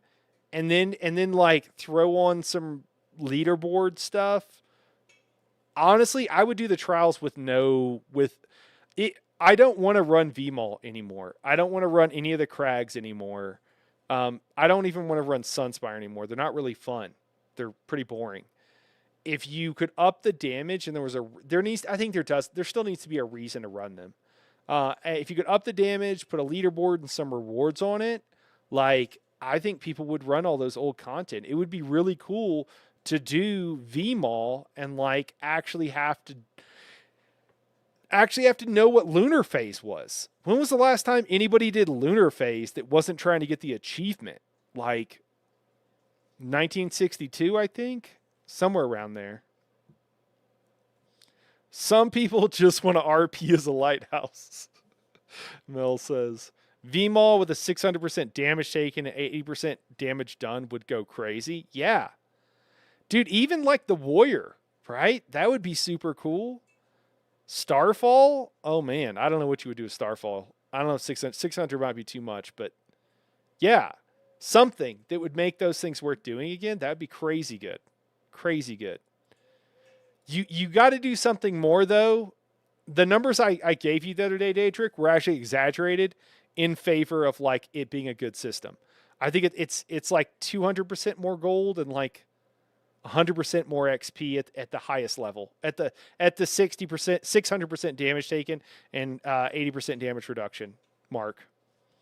So it like you make your 100 your 25 gold, your 14 gold go to 28 gold. Like, who cares? Imagining the mechanics and not being called slurs for not skipping them through pure DPS. I mean, it's funny because it happens. Would make damage reduction sets useful. Yeah, 100%, man. So Daedric will be back soon. Yeah, I will tell you this, guys. Some people think that I'm just hating on ESO now and whatever. I want you to know that while my disappointment with the developers probably couldn't go much, it could go higher, but it's pretty high. If they asked me, like, genuinely, like, hey, what do you think of this? I would give my feedback if the opportunity ever presented itself. So... Erudite's Rigor. This passive upgrades Fate Woven Armor to also grant 1 ultimate and 300 Magicka and Stamina when you take damage. Okay, what's the cooldown on that? Once every 2 seconds. Increasing 100 by 100 Magicka and Stamina per crux you have up to once every 2 seconds. So 600 Magicka and Stamina every 2 seconds.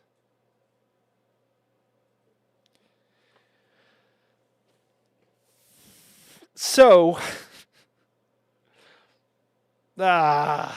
okay. So this passive, let me just reread it, make sure I'm understanding this correctly. Upgrades Fate Woven Armor, which is just that's just normal armor, right?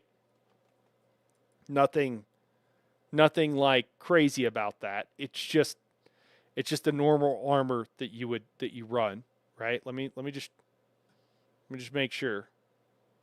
It's just going to be up all the time, right? Let me just double check that I'm not tripping here. That we are talking about the same thing. I cannot find it for the life of me. Make sure I'm not getting names confused or something else. I cannot find Fate Woven Armor. I suppose I shall just Google it.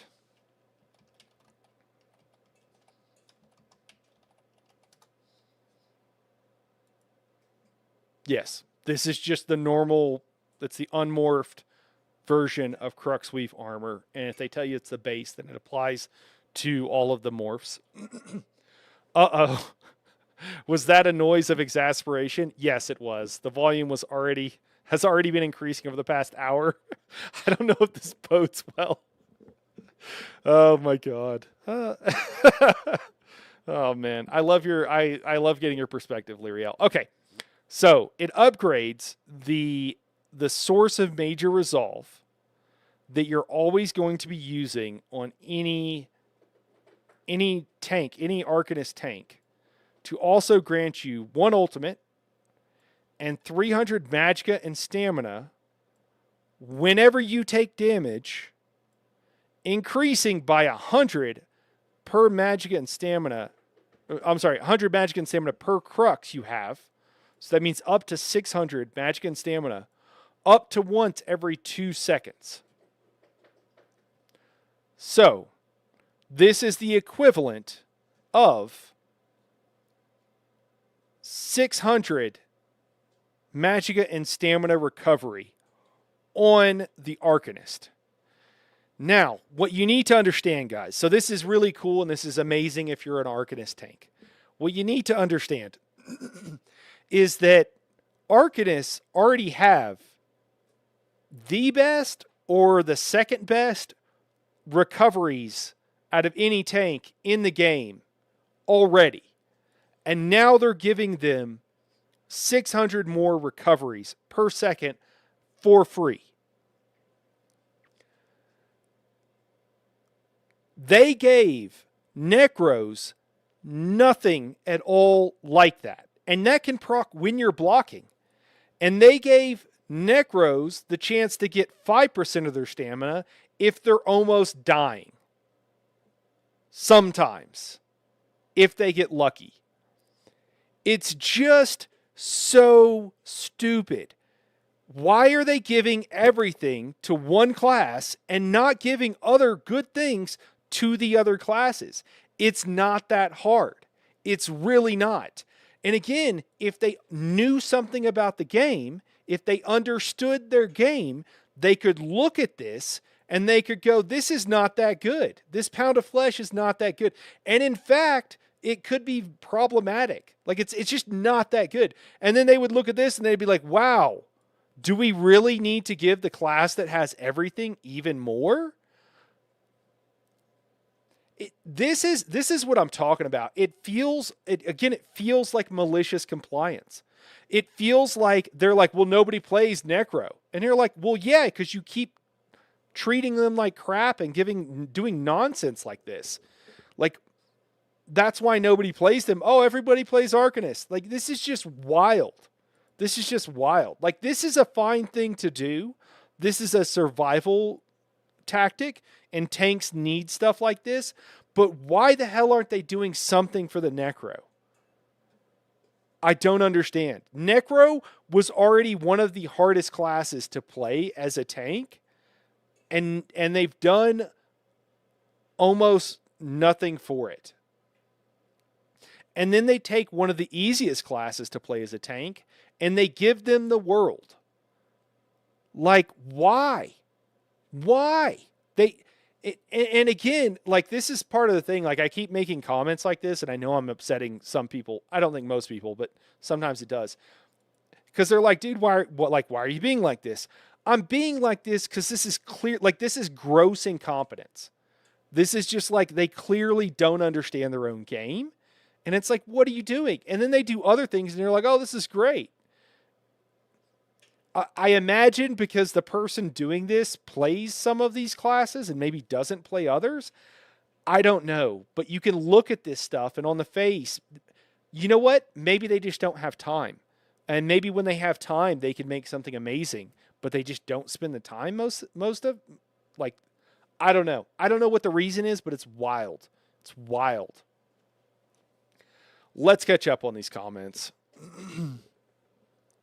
Yeah, but why would you solo class tank your multi-class for ulti, not sustain survivability? I mean, that's a fair point, Daedric. That's a fair point, man. I think what we really need, we can circle around to like the overarching like structure of what we need. That's a great point. We'll come back and revisit that. Let me catch up on the comments, and then we'll come back. Yeah. Hey, thanks for the donation, man. I appreciate it. Is that is that LCD? Thanks, man. 207. Appreciate you, dude. Thank you. Thanks for the $2. I can't tell if that's a 1 or an L. Maybe it's 1. But thank you. Thank you so much for the super chat, man. Yeah, that's a great point, Daedric. Mel says class rework and mastery seems good for DPS, solo, and PvP, but it makes me bummed as a support. Yeah, solo tank. Um, uh, do you mean like in content? Like, what are you thinking about there? Like in what context? The soul. Oh, I guess CP going to match. Uh, guess it's getting reworked. Oh, did they say they're reworking CP? Kelvar, what's going on, Kelvar? Hi, I'm curious if you saw the comment from Zost on instancing challenge mode. It's kind of long, so won't paste here. Kelvar, are you talking about from last week when they told us why they couldn't? Is that what you're talking about? Because I ranted about it last week on stream on Friday. Yeah, the part where they told us we're playing an MMO. I'll pull it up. Yeah, Zos's reasons for not instancing content was they had two reasons. And the first one was because it's an MMO, you morons. It's an MMO, you dumbasses. Like, that was their first reason. It felt incredibly insulting. Yeah. Yeah, and then the second reason was performance. But their first reason being like it's an MMO stupid didn't feel good, Kelvar. I had feelings about it. Yeah, it's towards the end of Friday's live stream. Vosswall says maybe they're planning on supplementing it in the class refresh. So in tandem with these buffs, it's not too much. Vosswall, some of these changes aren't coming for another year and a half, though, man. Like, they said that with the Warden because it's like going to be the next one they do. But if they like don't do it like now, like, are we gonna have to? Is it gonna be this way for another year and a half? Like, that's crazy, right? It doesn't like it's kind of crazy. That's all. It's just too long. It's way too long. Maybe yeah. So I mean, it's a good thought, but like it's just kind of yeah. What's up? Must do it. What's going on, man? I like the devil horns. Yeah. I guess CP. If these masterpieces are designed around the future refreshes, why introduce them now? It's so messy. Yeah. I saw your rant, but there was a comment today in the comment thread. Kelvar, yes, I could take a look, man. We can take a look. We're almost done here. Let's just finish this up. All right, last one. Ink Scribes Verve. All right, we're getting the Verve on. This passive enables you to generate Crux when you heal or overheal a total of, yikes, 750,000 health while in combat.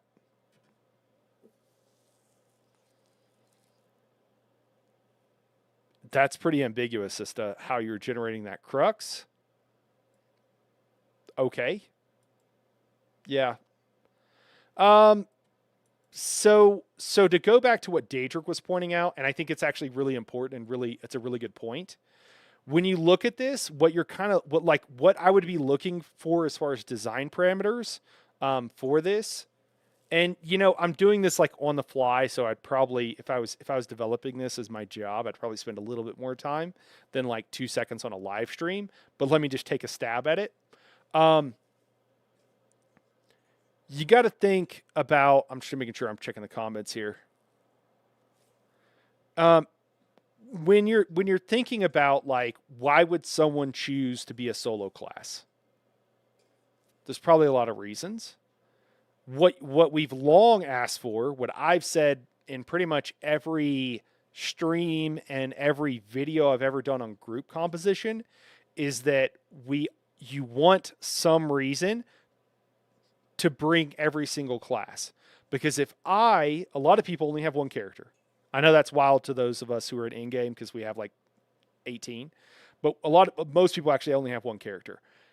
If I chose to play X class, Sorcerer, Nightblade, doesn't matter. I want a reason to bring my Nightblade, and I want other people to be glad to see me when I show up on my Nightblade. I don't want them to be like, no, you can't bring a Nightblade. I don't want them to bring like, no, it has to be a DK tank. There should be a reason that you want every single class in the game. That is one of the things you want. So, whenever we are talking about these new class bonuses for being a pure class, what you want for these is you want something that would make them desirable to everybody in a group setting in the game. That's one of your design parameters. A second design parameter would be, well, every class has a weakness. Multi-classing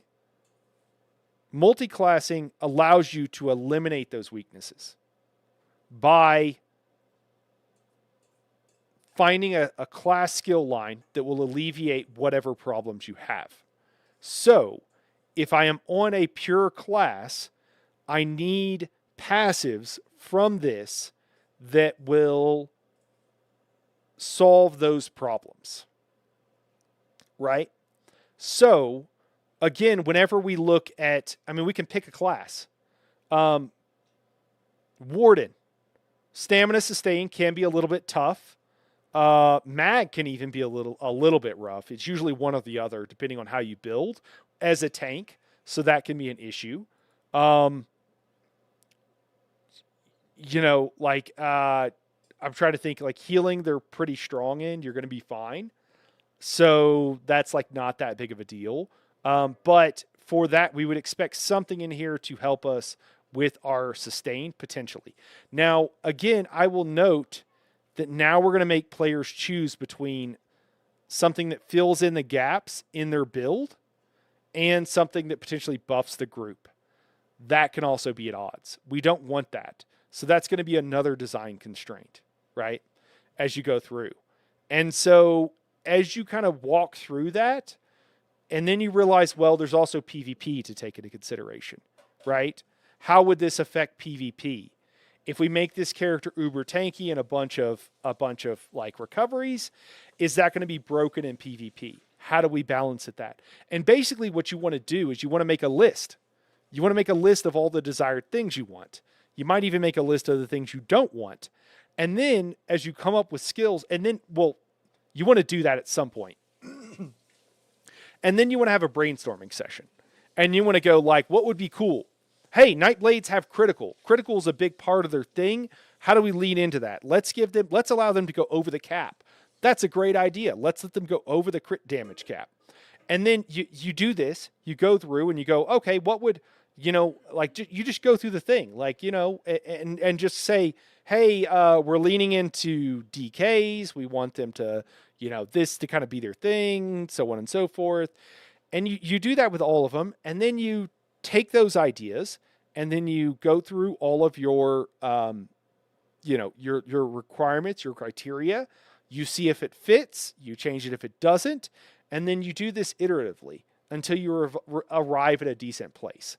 Now, you don't even have to arrive at the final spot. If it were me, I would get in a good spot. And then I would throw it out there to the players, and I'd be like, you know what? Someone out there is going to come up with a better idea than we are on a lot of this stuff. Let's see what they have. Because there's some dude who's been playing Sorcerer for 12 years and is uber into Sorcerer, and they're going to have some great idea. And let's just see what they have. And then when we get that idea, let's run it through our list, let's iterate, and let's see what we can do. You also want these options to have, an option for supports, an option for DPS, go through that. Those are all list of criterias. And when you see this pound of flesh thing, and then you also want some sanity checks and whatever. It's not a simple process, but whenever you look at something like this, where you have to be low health, and then you'll get a relatively small heal. 10% of your health, guys, is probably going to be 4K healing. That's 40% of a normal basic burst heal. So it's really not that much. And then you're getting 5% of your stamina, and your stamina is probably 20K. So you're getting 1,000 stamina back whenever you're almost dying. And then you also realize that this kind of tells you that they don't understand how tanking works. And then you compare that to the Arcanist, where they just give the world for doing literally nothing, for doing fuck all. You get all the sustain you could possibly want. And you compare these and you're like, dude, it's just so incongruous that it's just wild to me. It's just very, very incongruous. And it just, this is the thing that like a lot of casual players would be like, in-game players are always mad about shit. And it's like, yeah, because we understand what's going on and we could just read the descriptions and be like, well, this is stupid, right? This is broken. It's so good on a class that has no problems with this to begin with. Maybe that's what they want. I don't know. So it's dead. Or I don't know. But this is up here, Necros as tanks are very difficult to play. And none of this has really helped them. And in some ways, this could cause problems with this giving them a bunch of extra health. So it's just very incongruous. It makes no sense. Kelvar, you don't have me in Discord, do you? Could you DM me a link to specifically to where that was, so I don't have to find it here, man? If it's easy, let me catch up on chat, and then we'll hop over, guys. I saw your rant. Sorry, there was a comment today in the comment thread. Okay, fair. When I say rant, I didn't mean that in a negative way. I found your comments to be spot on. Oh, you're good, man. I didn't take offense. Yeah. Lyriel says, "Hear me out. Nightblade's like stealing, so they get 200% more gold on overland trash." Okay, all right, Lyriel. Here we go. I'm gonna release a gold farming video, guys. You go on the Nightblade with this 200% bonus to overland trash, and then we assume that is like applied after the 200% from the difficulty. So if you increase the difficulty by 600%, then you could potentially you could turn your 10 gold into 30 gold, and then turn that 30 gold into 60 gold. Also a 6x increase in gold. So then all you got to do is farm overland trash for, let me do some calculations real quick on my calculator. 70,000 years, and then you could get enough gold to buy something useful. Problem solved, guys. Problem solved. Datrix says this meeting could have been an email, Mr. Sauce Boss, man. Oh, man. Okay. Well, those patch notes are done. Wait, there was a comment. Let's, do we need to go? Can we go back? Can we just go back? No, we can't. Hold on. At that point, why not just steal the item? I can hear Lyriel laughing.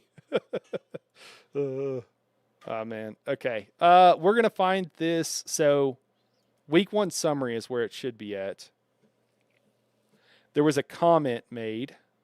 Jesus, this is pretty big. This is too big. Maybe it's okay. Also, for the love of God, can we get something besides this white background? I just feel like I'm staring at the sun. Okay. So I think we start here. You guys yell at me if I miss it. Class mastery, general feedback. We are currently reading through all your feedback and suggestions for class mastery. Class mastery is just the worst name. They already used this idea of class mastery for something else. We're aware that certain classes are lagging behind, and yeah, passive related to support. Feel too low in comparison to DPS roles. Let's address the elephant in the room. Healers, supports, yes, but then you didn't need to say tanks as well. Keep healers relevant. Yeah, okay.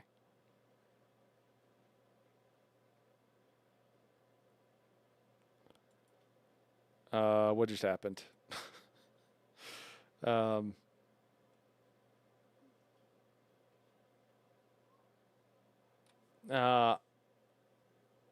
I in one of your Discords? That was in the boss. It's the easiest way. It's in the comments thread Zoss has for feedback for challenge mode. Dude, I'm not super hip to where all this stuff is at in here, man. I can post a link here. I don't think YouTube will let you if you want to use Twitch. It's just Night Hero on Twitch. Twitch will let you post links. YouTube will eat it automatically. You could try, but I'm pretty sure it won't let you.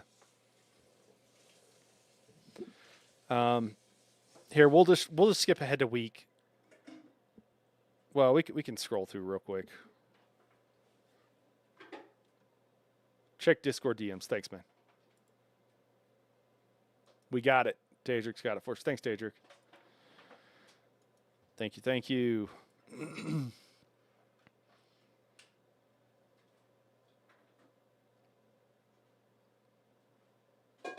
Looking for green text. All right, thanks, man.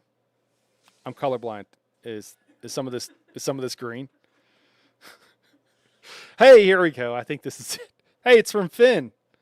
All right.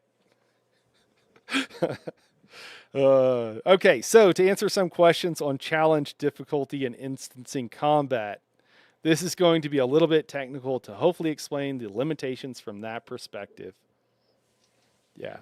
Everything in the game has a weight to it. This includes monsters, very weight heavy. Interactable objects, these vary but could be weight heavy, etc. Weight is determined by how much information is stored in a given object. I mention this because we have formulas for how much weight we can attribute to a given zone or instance of a zone, and that is based on the intended player cap. So, for instance, overland zones generally have no weight restriction because we expect a lot of players in those zones. So the weight attributed to the zone is justified and won't adversely affect the server. It gets much more tricky in situations where we expect reduced players in a given zone. The most restrictive are solo instances or fight spaces. We have a lot of development tools we use to make sure we do not exceed weight capacities in these spaces, so it should feel seamless to players. I'm going to be honest. So we're going to go in this, and I'd like to talk about it. I am reminded of once. This is good. I'm glad that he wrote this. Some of this, I've been in situations before. This is a customer service trick, guys.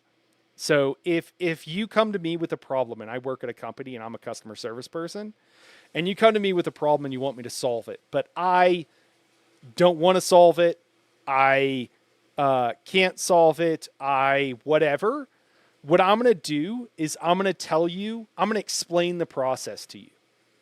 Oh, your steak's overcooked. Well, I can't undercook, I can't take heat from your steak. So what we would have to do is we would have to go to the back. We'd have to find a new cut of meat. We'd have to season that up. We'd have to sear it. We'd have to put it on the grill. And it's going to take, 15 minutes for it to cook. We're going to need to let it rest for a second. And then we're going to have to replate it and bring it out. We're going to have to remake everything else. And they'll kind of do that sort of thing as a way of like getting you to be like, oh, it's okay. Don't worry about it. And then they can also do that as a way of like, let me explain why I can't do it. And as a customer, I just don't give a shit. I don't care. I just want you to fix the problem.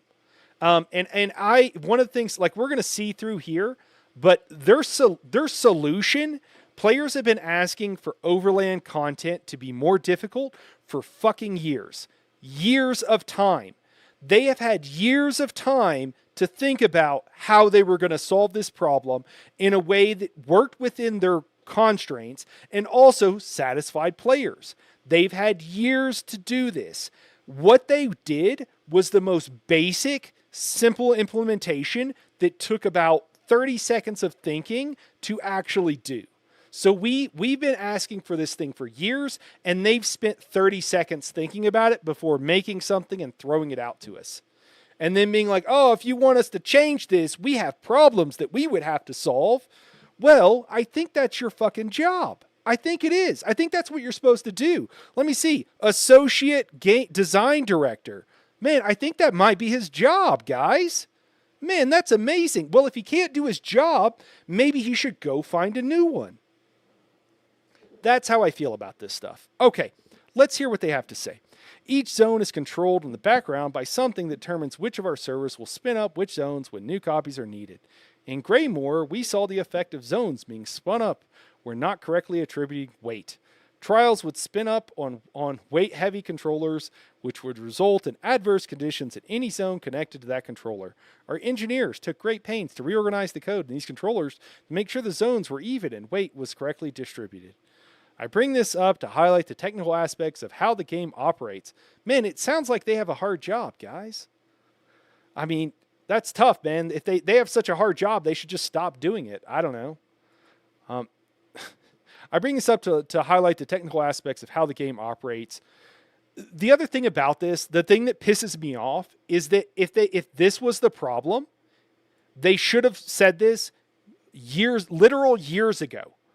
Now that everybody is super pissed off because they did something really like garbage and nonsense, now they're coming to us and explaining to us the technical difficulties. Now they're doing it. Why didn't you do this before when everybody was asking for it? And why are they doing it again after offering us the most basic, the most brain dead solution, which is to put a debuff on your character, and then also to not give any rewards, 0 rewards for it, because the gold and the XP is just, it's honestly fucking insulting. Like it is insulting. Like, oh, we're going to give you 200% more of like 15 gold that you get from like mobs that drop it on the ground. Also, more XP for the people that don't need XP. It's insulting. And then that's what they did. And then when people are mad, now they're like, no, let me explain how hard it is to bake a cake. Like, it's really difficult. What do you expect me to do? Sorry, the cake was ruined for your wedding. Like, it's just nonsense. It's like customer service nonsense. And that's what really gets me like going about this and why I think it's so messed up. And especially coming from Finn, who I have so little respect for, out of all the stuff that he said throughout the years that make me think that he just is collecting a paycheck. He's just said so many things. They took his rights to like, speak publicly away from him without it being edited. So my first question is, what about veteran zones when the game launched? Okay. Before one Tamriel, someone asked, why can't all zones be like Hrothgar? We got the same type of answer then. Yeah. I don't remember that exact thing, Kelvar, but it does not surprise me, man. This just comes off to me, especially with the timing, as like an excuse to not do anything. They could work within the constraints, and instead they're just being like, oh no, we can't possibly do it. If this was going to be the case, they should have done this before. They should have known this was going to happen. They should have known that the things that they were going to implement were like so garbage and so nonsense that the players weren't going to be happy with it. They should have known that. Again, this is just the basic competency that is lacking at so much of ZOS. Lyriel says maybe they don't think of their customers know what they want and they know better. Oh, that's for sure what they think, Lyriel. Like in your analogy, that customer shouldn't have ordered the steak in the first place because it's gross. Oh, that's funny, Lyriel. That's a Lyriel's a vegetarian joke, and she does find steak to be gross. Okay. Oh man, did I read through this whole thing? I'll have to reread part of this. I bring this up to highlight the technical aspects of how the game operates from a monster and zone perspective. To further illustrate that spinning up new zones based on difficulty without weight concerns and attributions would be extremely detrimental to the entire game. Okay. Needing to essentially double all the available zones of the game without regard to population and weight would mean the entire server would have some pretty major issues regarding where you would be playing, even in delves and public dungeons. Locations that are not created with these concerns in mind would potentially be breaking for the server. We want to challenge. I'm going to finish reading through all this. We want challenge difficulty to be a fun experience for players, and while most of the feedback is regarding the desire for us not to split players from a design standpoint, the technical concerns are most likely bigger than that. This is not said to dismiss feedback, but more provide context. So I think what they're saying here, while most of the feedback is regarding the desire for us to not split players from a design standpoint, the technical concerns are most likely bigger than that. Like the technical concerns, or is he saying there's more technical concerns than what he set up here, or just that the weight of the technical concerns outweighs what players would like? I'm not sure what he's trying to say there. Could someone did I fail my reading role? Can someone explain that to me if I'm not understanding it? This is not said to dismiss feedback, but more to provide context. Please do keep providing feedback. They always say this shit, but they never listen. So it's like, I'm glad that there are people still trying to provide feedback. I just don't care anymore to provide it in a way. ZOS has long prided themselves on not listening to feedback that wasn't delivered in a way that they liked, and which is not what any customer service business should do. So I'm also just like, yeah, I don't want to deal with you. We have some fixes in the works coming for CD. I play too many games. What the hell is CD in this case? Mainly around calculations we are making on the back end so that player damage is more in line with expectations, but that is not exhaustive, and we continue to monitor things. We are taking a look at the master difficulty in particular, as that's where I think most folks will find their groove, and we want to make that as smooth as possible. I always interpret it as its hard response as, well, it's a lot more work than what we are willing to commit to. Yeah, they don't want to do this to begin with. They don't want to do it because they haven't done it for years when players have been asking for it.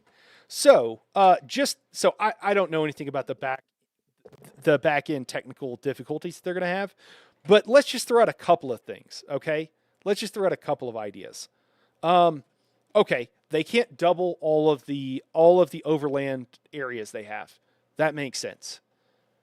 What if they just did zones at given certain times of the year? Would that work? Could they do one?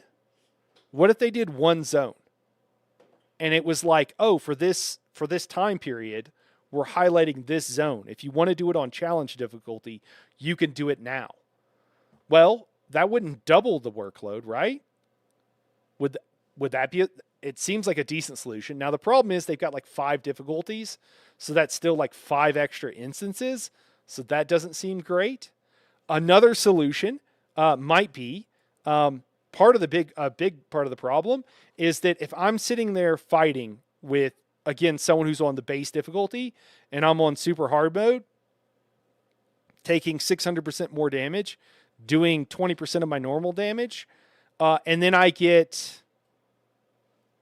30 gold instead of 14 gold. What did players ask for when we talked about this? What was like one of the first things that players suggested as a reward for doing this? Perfected overlaying gear. Where is that? What about any sort of reward for doing harder content? So that it doesn't have like a feel bad, because right now it's like an RP thing. And honestly, like it will add to people's enjoyment, because whenever you're doing a quest line in like Southern Elsewhere and you're fighting what is supposed to be literally a god, and you can kill it with light attacks and you can't even get a full rotation on it before it dies or goes immune, like it is going to be nice for those people to like it to be a little bit more difficult. So there will be some use. Some people are like, oh, the dragons and Elsewhere, like, yeah, they'll actually be challenging now. It could be fun. But why not some sort of reward mechanic for them? You're not doubling the instance. You're adding weight to the things that already have weight. The bosses now do like a check, and maybe, I don't know. I don't know how their back end works. You know, does it do some sort of check and go, oh, this person's on a higher difficulty? Oh, their loot, it's already instance loot, right? Give them better instance loot. It doesn't seem like it would be an insanely difficult thing to do. What they actually did, though, was like the most bare bones, simple thing to do. And it just feels like malicious compliance is what it feels like. It's just boring because there's no way to stay solo. So you're going to be sweating your life when little Timmy comes with a light attack and blows up the boss. Exactly. And that's the problem. And then their response to this originally was two things. One, the second thing was this. The first thing was like, our game is an MMO. And it's like, no shit, man. A lot of the people asking for them to make these changes are players like me that are, I only play in groups. I mean, I've done some solo content in the past, but I almost exclusively play in groups now. It's not, I don't have a problem. I'm not one of those solo players that's pissed off that other people are in my MMO, of which I know ZOS has a lot, ESO has a lot. But that's not the problem.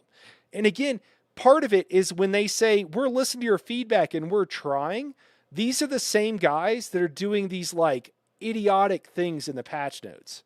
And so it's like, there's no trust there. How do you trust them not to just do stupid things? How do I trust them to like be telling me the truth? How do I trust them? You don't trust them because they don't do most of this stuff well. And so they have made their bed and then they have to lie in it and they're like, oh, woe is me.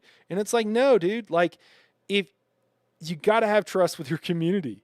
I'm curious what some of these other people say. Well, sounds like in 2026, a good auto-scalable infrastructure with a better scheduler for zones would be a good idea. Having servers on a fixed scale infrastructure spin up the zones instead of the schedule spin up right-sized servers needed for that zone group of zones explains many performance issues with the game.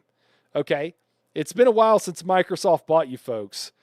Could be a good idea to check Azure AKS.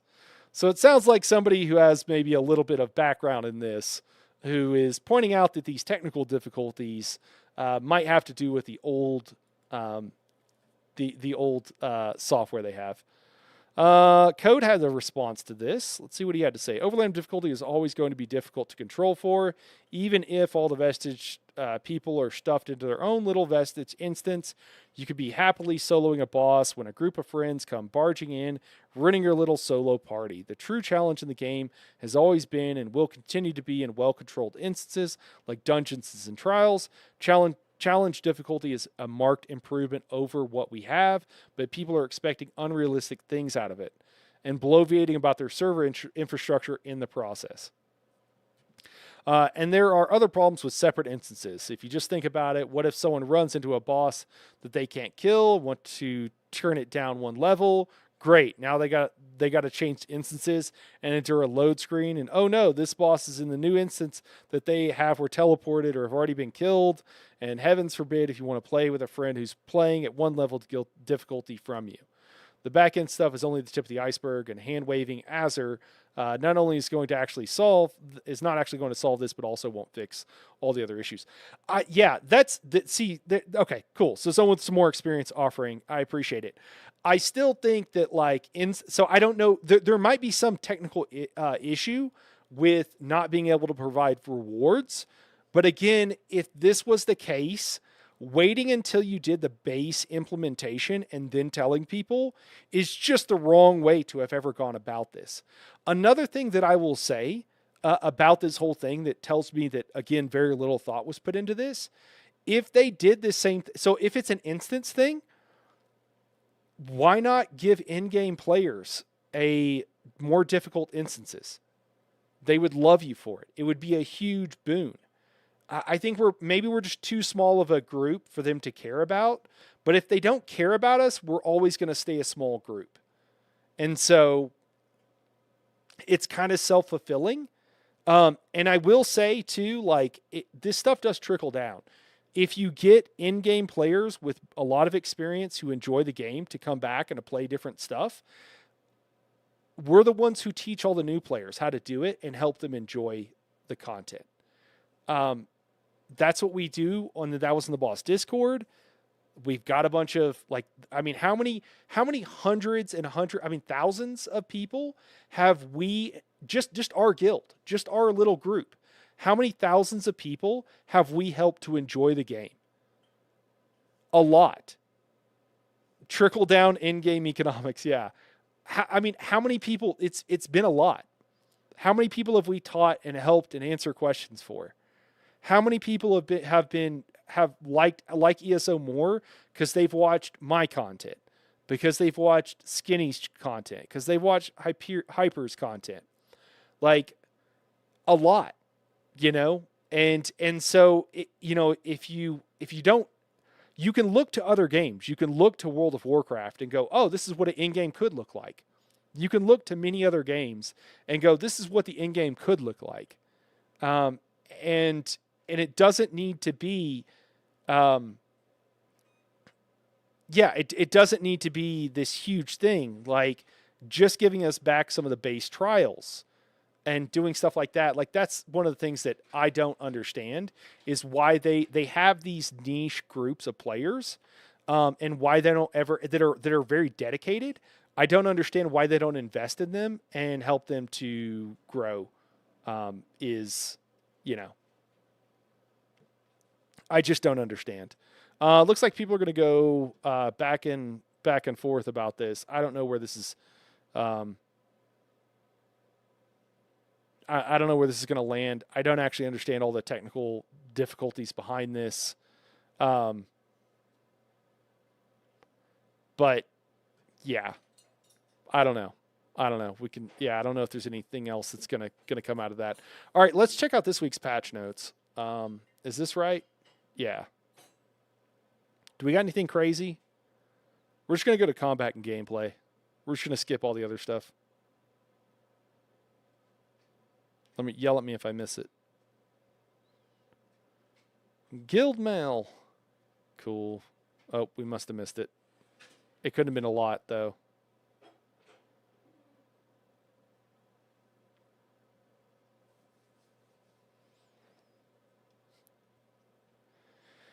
And I'll tell you the truth, guys, about the overland difficulty, too, is like, even if they did something to it, like at this point, I don't even care.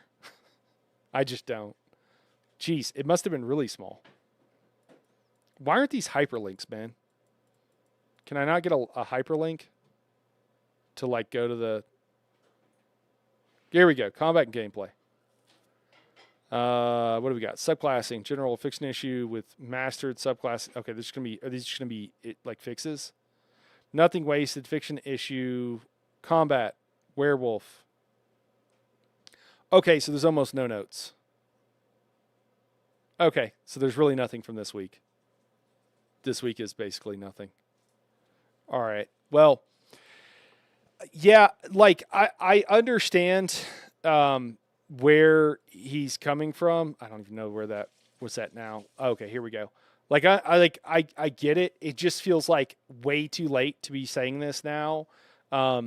No better rewards, no better drops. Like, is there nothing they could do with that? Because that doesn't seem like you're spinning up a new zone. Players were always going to be upset about the difficulty. This has been a problem for years. And then my main issue is that players have been complaining about this for literal years. And when they finally go to do something, their quote unquote solution is like, it's so basic. And it's so like, again, the extra gold feels insulting. It literally does. Like an extra 200% gold for 6 times the difficulty. It feels insulting. And I just don't know why they didn't put more thought into it and didn't communicate more. What up, Rev? Have they buffed Rev Lush yet? No, I don't think so, man. I'm sorry. Yeah, so I don't know. I don't know. And if they were going to do something like that,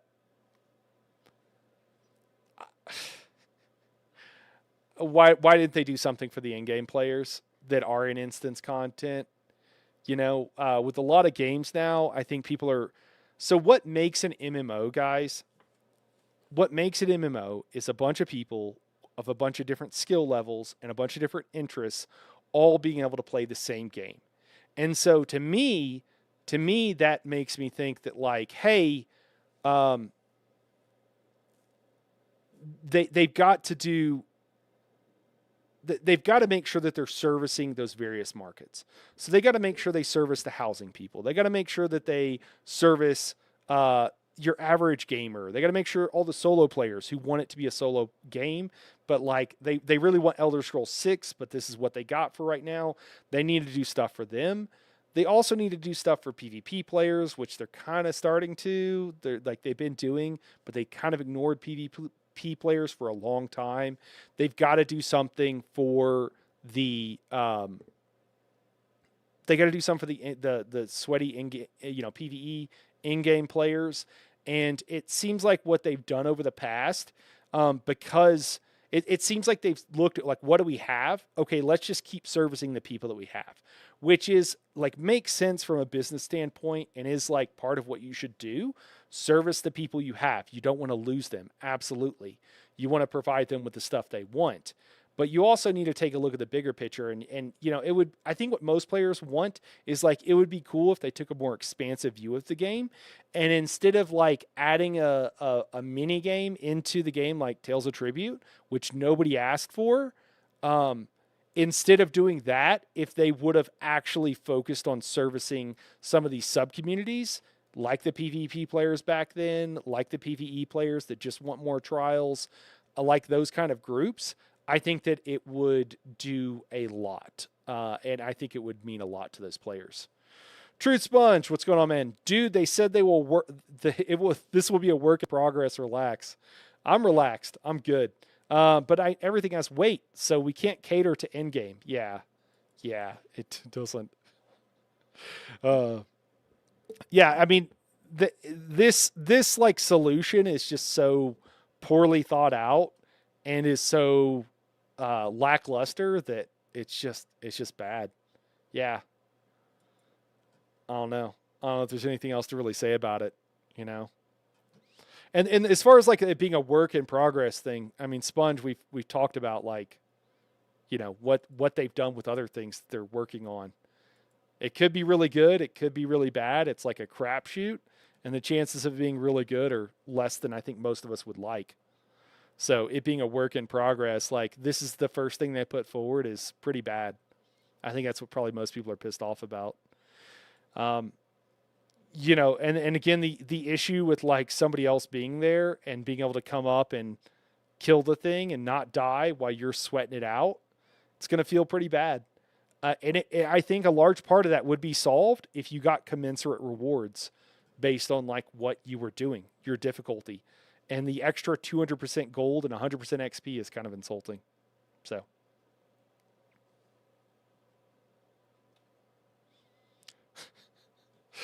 Sorry. Not a speck of light is showing. I'm sorry with the scrolling and the everything else I have.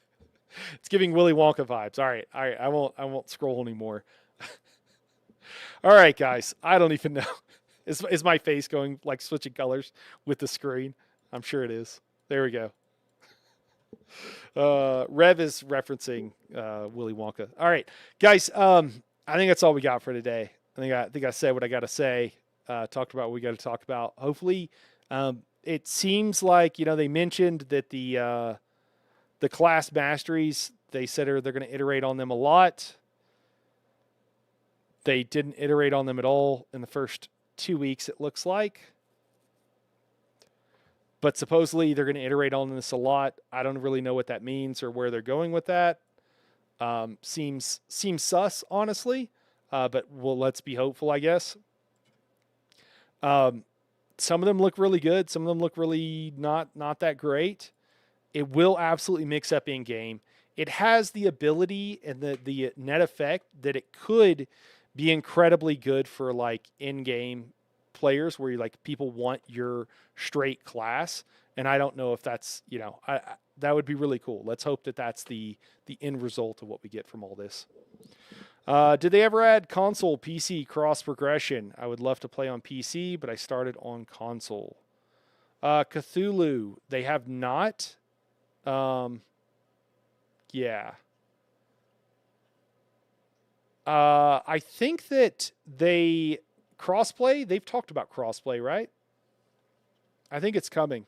They've said it's coming. I don't know when. But yeah. I think that was bait. No. They've said that they're doing it. I don't think we have any sort of date or anything. Yeah. All right, guys. Well, we're going to call it here for tonight. We'll be back later on in the week. And I'll keep up on these changes. If these things continue the way they continue, I'll be making some videos, some guides on this to kind of explain to everybody once it shakes out. I will probably wait till it goes live because I don't want to prepare something and then they change a bunch of things and whatever, because then it's kind of like I'll just have to do the work twice. So it will unfortunately be after the stuff goes live, but I'll try to hop on it. Maybe make a short video when it does go live though. But anyways, I appreciate everybody for tuning in, guys. It's fun chatting. It's fun yelling at you guys. I'm not yelling. I'm projecting. It's good seeing everybody. It's always fun getting to chat with you guys. I hope crossplay comes so I can duel Night Hero. Oh man, you'd probably crush me, Rev. Do you duel a lot, man? I don't duel too much. But we'll see you guys later. I appreciate everybody, Voss Boss, Daedric, Rev Lush, all you guys. Appreciate everybody for dropping in. And we'll call it here, guys. All right, we'll see you. We'll catch you later, guys. Thanks, everybody.